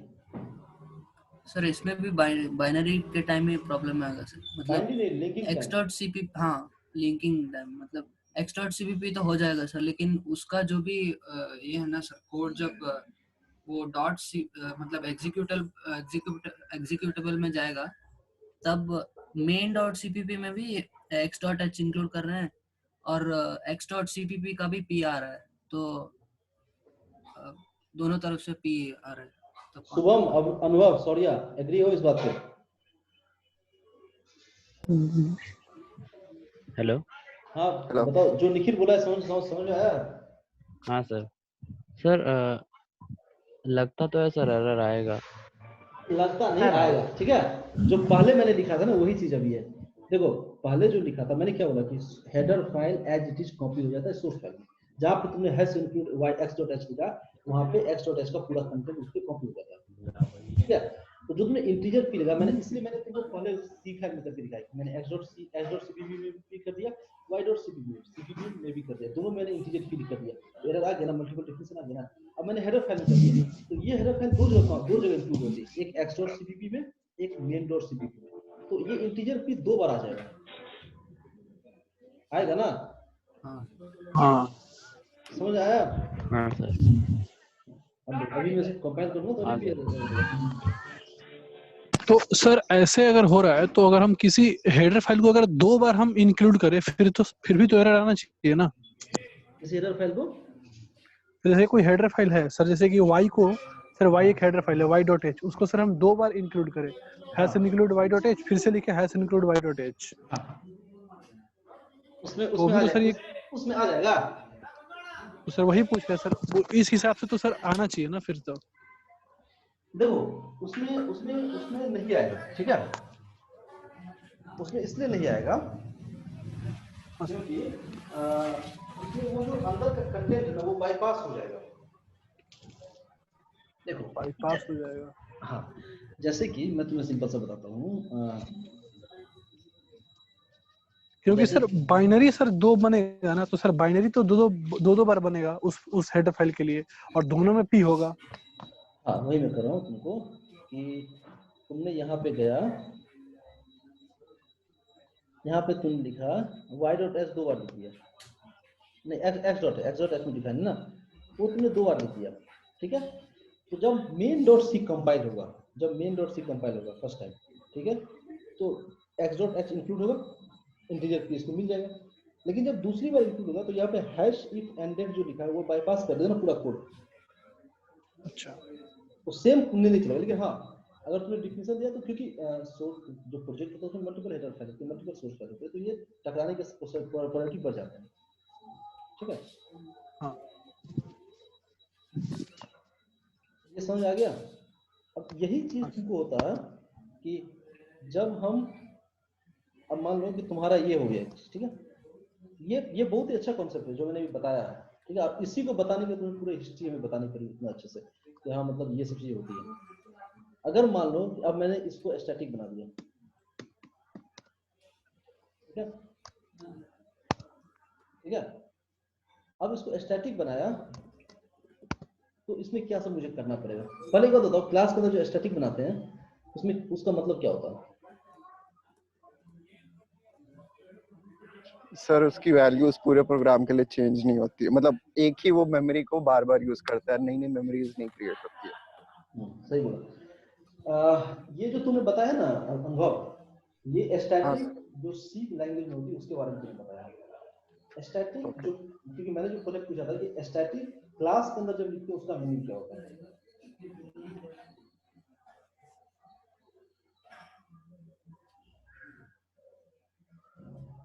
देखो क्लास के जब तुम क्लास बनाते हो, क्लास के ऑब्जेक्ट्स बनते हैं, राइट। तो एक ऑब्जेक्ट दूसरे ऑब्जेक्ट से इंडिपेंडेंट होता है, ये तो पता है ना, ये तो हमने कुछ बताया हुआ है। एक ऑब्जेक्ट दूसरे ऑब्जेक्ट से इंडिपेंडेंट होता है, कोई मतलब नहीं होता है कि वो दूसरे ऑब्जेक्ट से। एक ऑब्जेक्ट के अंदर तुम्हारा इंटीजर x के अंदर वैल्यू 5 है, तो दूसरे में कुछ भी वैल्यू हो सकता है, दोनों दूसरे को इंटरसेक्ट कभी भी नहीं करेगा, ठीक है। लेकिन स्टैटिक एक ऐसा चीज होता है क्लास के अंदर जो उसके सारे ऑब्जेक्ट के बीच कॉमन होता है।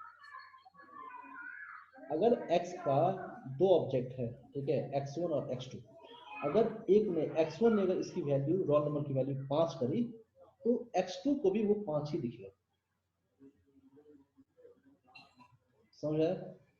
हाँ हाँ सर। जितने भी ऑब्जेक्ट होते हैं उस क्लास के, उसके बीच स्टैटिक वेरिएबल होता है। ये रिक्वायरमेंट होती है। कभी कभी क्या होता है, मान लो तुम्हें एक लॉगर है, ठीक है, लॉगर तुमने बनाया, लॉगर में बहुत सारे ऑब्जेक्ट्स हैं, लेकिन तुम चाहते हो कि लॉगर का जो फाइल है ना वो कॉमन रहे, तो तुम क्या करो, उसको स्टैटिक बना दोगे। उसके जितने भी ऑब्जेक्ट होंगे उसको वैल्यू एक ही मिलेगा।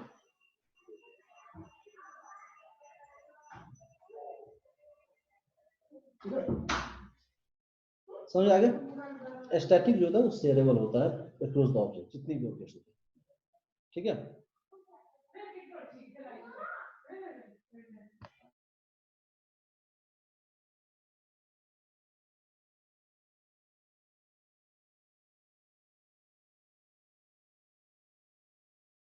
हाँ, स्टैटिक जो होता है शेयरेबल होता है, यानी कि इस क्लास का अगर 5 या 10 ऑब्जेक्ट बने उसके साथ भी स्टैटिक शेयरेबल होता है। अब स्टैटिक के साथ एक प्रॉब्लम भी आता है, जब तुम स्टैटिक यूज करते हो, अब स्टैटिक चूंकि सारे ऑब्जेक्ट के बीच शेयरेबल है, राइट, कोई कभी भी चेंज कर सकता है उसको, तो उस केस में स्टैटिक को भी तुम्हें म्यूटेक्स प्रोटेक्टेड बनाना पड़ेगा। स्टैटिक का जो इंक्रीमेंटल जो भी स्टैटिक के ऊपर जो ऑपरेशन करते हो वो तुम्हें म्यूटेक्स प्रोटेक्टेड करना पड़ेगा हमेशा, अदरवाइज वो तुम्हें प्रॉब्लम कर देगा, खराब हो जाएगा, ठीक है। अब खैर वो सब तो एक अलग चीज है, उस पर हम बाद में जाएंगे कभी। अब यहाँ पे देखो टर्म स्टैटिक हमने बनाया, स्टैटिक इंटीजर और नंबर लिया, तो देखो ये तो कंफर्म है कि स्टैटिक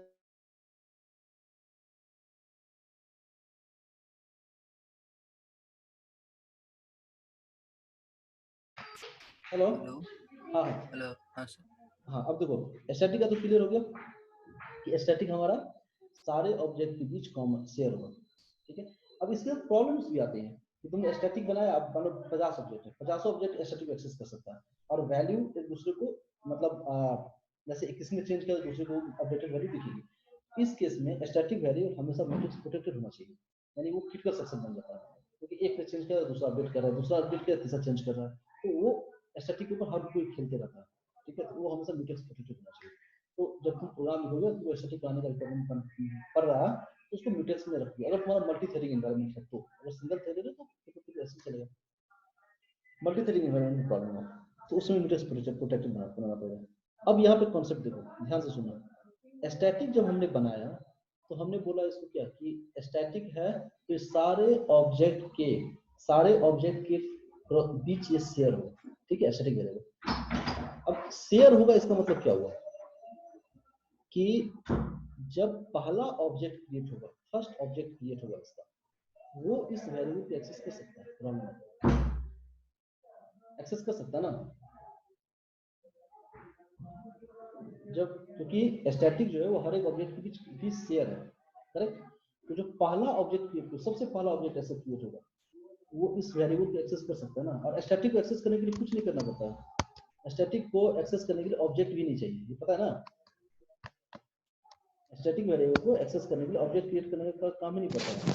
अगर मैं इसका रोल नंबर चेंज करना चाहूँ, अगर मान लो इसका रोल नंबर चेंज करना चाहूँ, ठीक है सर इंटरनली उसका स्ट्रक्चर कैसे होता है कि हर ऑब्जेक्ट उसको एक्सेस कर पाता है, मतलब सेम उसको?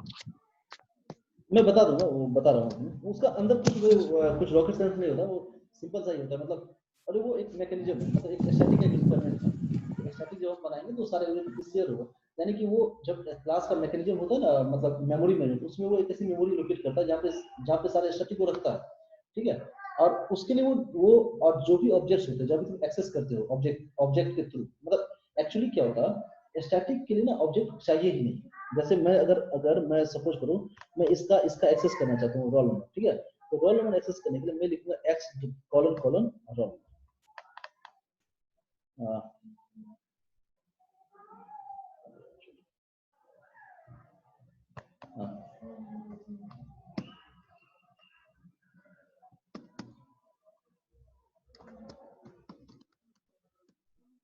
मैं ऐसे लिखूंगा, तो मैं कभी एक्स का ऑब्जेक्ट क्रिएट नहीं करूंगा। मतलब तुम ऑब्जेक्ट के अंदर से भी एक्सेस करते हो, कोई दिक्कत नहीं है।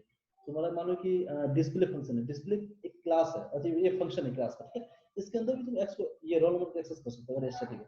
लेकिन स्टैटिक को एक्सेस करने ऐसा कोई मैंडेटरी नहीं है कि हमें ऑब्जेक्ट क्रिएट होना चाहिए। जैसे डिस्प्ले फंक्शन है, डिस्प्ले को कॉल करने के लिए ऑब्जेक्ट क्रिएट होना चाहिए, तुम डिस्प्ले बिना ऑब्जेक्ट को कॉल नहीं कर सकते, ठीक है, क्योंकि ये नॉन स्टैटिक फंक्शन है। लेकिन अगर ये डिस्प्ले स्टैटिक होता है, फंक्शन भी हमारा स्टैटिक होता है, वेरिएबल स्टैटिक होता है और फंक्शन भी स्टैटिक होता है। अगर ये फंक्शन स्टैटिक होता है तो तुम्हें ये ऑब्जेक्ट जो क्रिएट किया t1, ये t जो क्रिएट किया x के लिए, वो करने का काम नहीं था, डायरेक्ट तुम x कॉलम को डिस्प्ले कॉल करते। तो स्टैटिक वेरिएबल को एक्सेस करने के लिए ऑब्जेक्ट नहीं चाहिए। सी प्लस में दो टर्म होते हैं, class property, object property. Static जो है ना क्लास प्रॉपर्टी होती है, ऑब्जेक्ट प्रॉपर्टी होती है। तो ये देखो यहाँ पे क्लास प्रॉपर्टी है, ठीक है। तो x, तो यहाँ पे जो लाइन लिखा हमने, मैं अगर इसको जैसा लाइन नंबर ऐड कर दूं, अरे यार देखो लाइन नंबर जो मैंने लिखा है लाइन नंबर 5 में,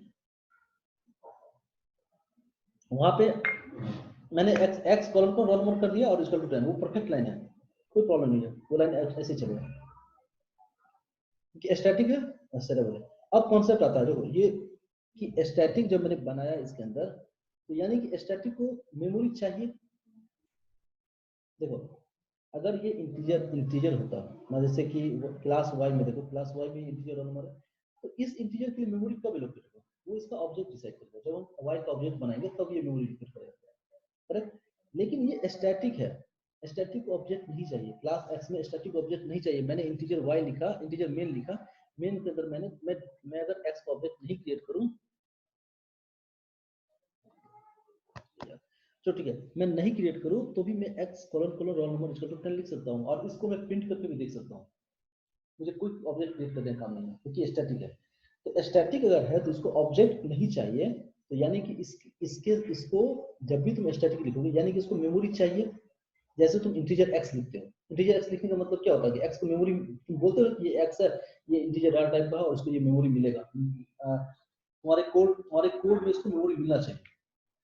डिफिनेशन डिफाइन करोगे ना उसको, इंटीजर x मतलब क्या हो, तुम डिफाइन करते हो। अब तुमने यहाँ पे क्लास के अंदर इंटीजर x लिखा, जैसे क्लास के अंदर रोल नंबर लिखा, यानी कि ये इसके लिए मेमोरी लोकेशन इसका ऑब्जेक्ट करेगा जब इसका ऑब्जेक्ट क्रिएट करो। लेकिन स्टैटिक वो चीज है जिसको एक्सेस करने के लिए ऑब्जेक्ट चाहिए नहीं। एक्सेस कैसे करोगे, एक्सेस किसी चीज को करने के लिए मेमोरी चाहिए ना।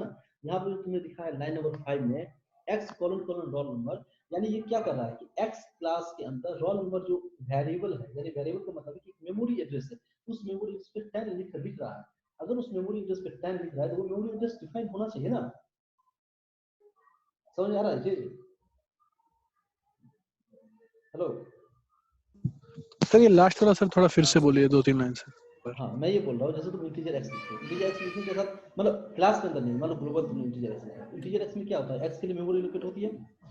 तुमने वही इंटीजर x अगर क्लास के अंदर लिखा, जैसे मैंने क्लास y में इंटीजर रोल नंबर लिया, इस केस में इस रोल नंबर को एक्सेस करने के लिए उसको ऑब्जेक्ट क्रिएट करना पड़ेगा, मस्ट है। बिना ऑब्जेक्ट क्रिएट किए तो इस वेरिएबल को एक्सेस नहीं कर सकते, ठीक है, चाहे प्राइवेट हो पब्लिक कोई मतलब नहीं है। पब्लिक भी होगा तो तुम बिना ऑब्जेक्ट के क्रिएट ही नहीं करोगे, तो इसको एक्सेस ही नहीं करते, ऑब्जेक्ट चाहिए इसके लिए, राइट। क्योंकि y का ऑब्जेक्ट हुआ, फिर वो ऑब्जेक्ट का नाम डॉट रोल नंबर, तभी तुम उसको एक्सेस कर पाओगे। लेकिन अगर ये स्टैटिक है, जैसे क्लास x में स्टैटिक, क्लास x में स्टैटिक होने के लिए इसको ऑब्जेक्ट नहीं क्रिएट करना पड़ता, डायरेक्ट क्लास एक्सेस होता है, क्योंकि क्लास प्रॉपर्टी के अंदर आता है। तो तुमने यहाँ पे लिखा लाइन नंबर 5 में जो मेन फंक्शन में तुमने लिखा है x colon colon roll number equal to 10, यानी ये लाइन नंबर 5 पे से पहले x का कोई ऑब्जेक्ट क्रिएट नहीं हुआ था। तो तुम इस मेमोरी, तुम स्टैटिक को एक्सेस कर रहे हो, यानी कि स्टैटिक के लिए मेमोरी लोकेशन होना चाहिए ना। तुम कर क्या रहे हो, x colon colon roll number equal to 10, यानी कि x क्लास के अंदर रोल नंबर नाम का एक वेरिएबल है जो होपफुली स्टैटिक है, उसमें तुम 10 लिख रहे हो। 10 कहाँ लिखोगे, मेमोरी चाहिए ना, बिना मेमोरी का तुम कहाँ 10 लिखोगे, चाहिए ना।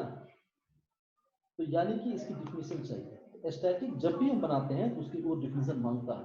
अगर मैं इस प्रोग्राम को ऐसे कंपाइल करूं तो ये एरर थ्रो करेगा।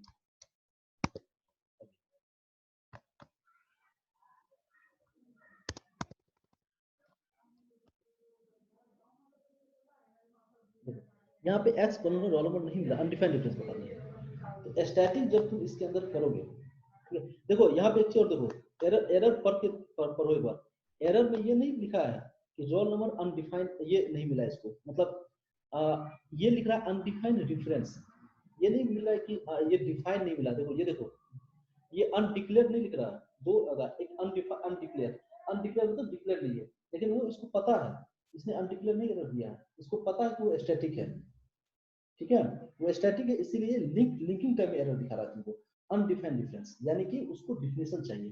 तो जब भी तुम स्टैटिक लिखोगे तो स्टैटिक की डिफिनेशन भी होगी, स्टैटिक को मस्ट डिफाइन करना पड़ेगा तुम्हें। तो जैसे कि यहाँ पे मैंने किया, स्टैटिक की डिफिनेशन ऐसे होती है, देखो हमने क्लास लिखा तो सबसे पहले तुम लिखोगे डाटा इंटीजर, फिर एक्स, फिर कॉलम और अंडरस्कोर नंबर, ठीक है, और इसके अंदर तुम इसको 0 से सेंड करो, किसी भी से सेंड करो। अब तुमने यहाँ पे ये लिखा है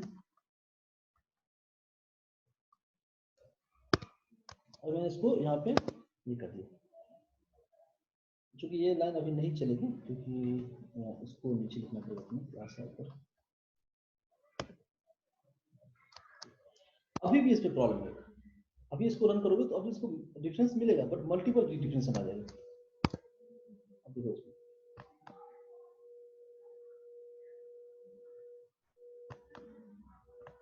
अब मैं इसको कंपेयर करूंगा, मल्टीपल डिफरेंस आ जाएगा, तो मल्टीपल डिफरेंस आ गया। अब ये क्योंकि ये हेडर फाइल x.h दो जगह इंक्लूड है, एक x.cpp में, main.cpp में, तो अब इसकी डिफिनेशन दो बार हो गई, तो इसीलिए स्टैटिक को बोलते हैं कि स्टैटिक को डिफिनेशन चाहिए, बट स्टैटिक का डिफिनेशन हमेशा इसमें चाहिए, उसके सोर्स फाइल। तो यहाँ पे x.cpp लिखा, तो यहाँ पे जैसे तुमने और फंक्शन की डिफिनेशन लिखी हो ना, उससे पहले तुमको इसका डिफिनेशन देना पड़ेगा। स्टैटिक वेरिएबल जो भी क्लास के अंदर होता है,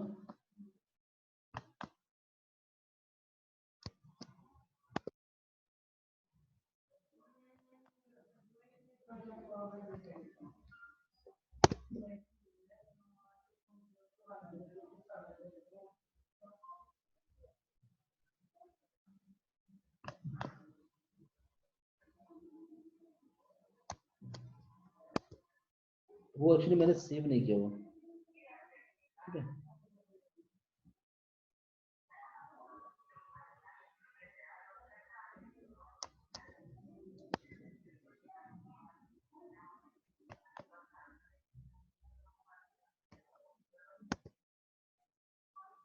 हो गया, कंपाइल हो गया। अब देखो, अगर मैं इसी x को यहाँ पे एक्सेस करूँ,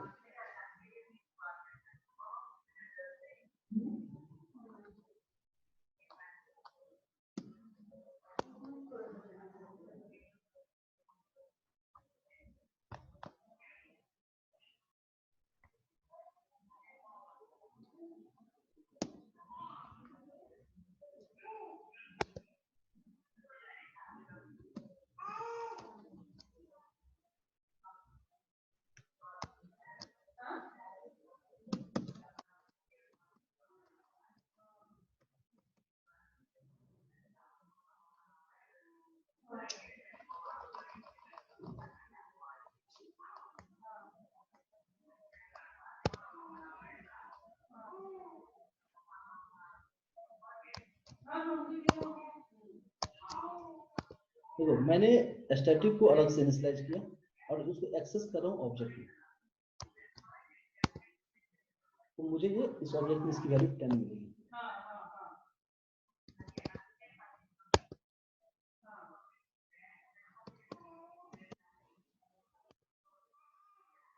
ये 10 मिला 10।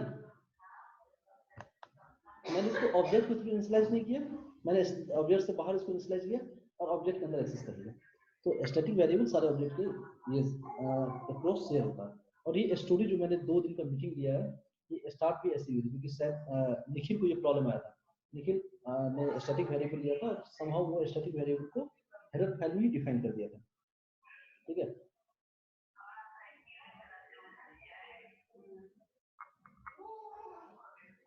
तो फिर हम सोचे, तो मुझे लगा कि चलो इसके बारे में डिटेल डिस्कशन कर लेते हैं कि definition, declaration, header file, source file, और तब तुम्हें ये चीज क्लियर हो जाएगी। उसके बाद तुम लिटिल मिस्टेक नहीं करोगे। हाँ, मतलब स्टैटिक के डिक्लेरेशन का क्या मतलब है, डेफिनेशन का क्या मतलब है, तुम्हारा एकदम पूरा क्लियर होना चाहिए। आई थिंक कि तुम्हारा अब क्लियर हो गया वो सब चीजें, राइट? हाँ सर। किसी को कोई डाउट है? डाउट नहीं हाँ सर। Yes. मतलब समझ में आया सबको? हाँ सर। हाँ सर, हाँ सर, हाँ सर। क्या अनुभव? हाँ सर, तो समझ में आया ना? हाँ सर, हाँ सर। चलो ठीक है, कोई क्वेश्चन? मतलब मीटिंग फ्रूटफुल था तुम लोग का? हाँ सर। चलो ठीक है, तो मैं एक्सपेक्ट सर, करूँ कि सर। हाँ बताओ। अरे सर, वो आप ये कंप्लीट कर लीजिए, वो प्रोजेक्ट वाला, वो आई ब्लिंकिंग वाला, आपसे कुछ बात करना था। अच्छा, हाँ, तो आप ये कंप्लीट कर लो सर। एक्चुअली ये एक वेब ऐप टाइप मिला उसका, जो ये कंप्लीट हो गया है, अब इसमें कुछ है नहीं। अच्छा, तो सर एक्चुअली हो गया। जो कोड्स मिल रहे हैं ना नेट पे, वो वर्क नहीं कर रहे हैं। और फिर एक एक्चुअली में मिला, उसमें बहुत सारी सीपीपी फाइल्स थी जस्ट फॉर आई ब्लिंकिंग। तो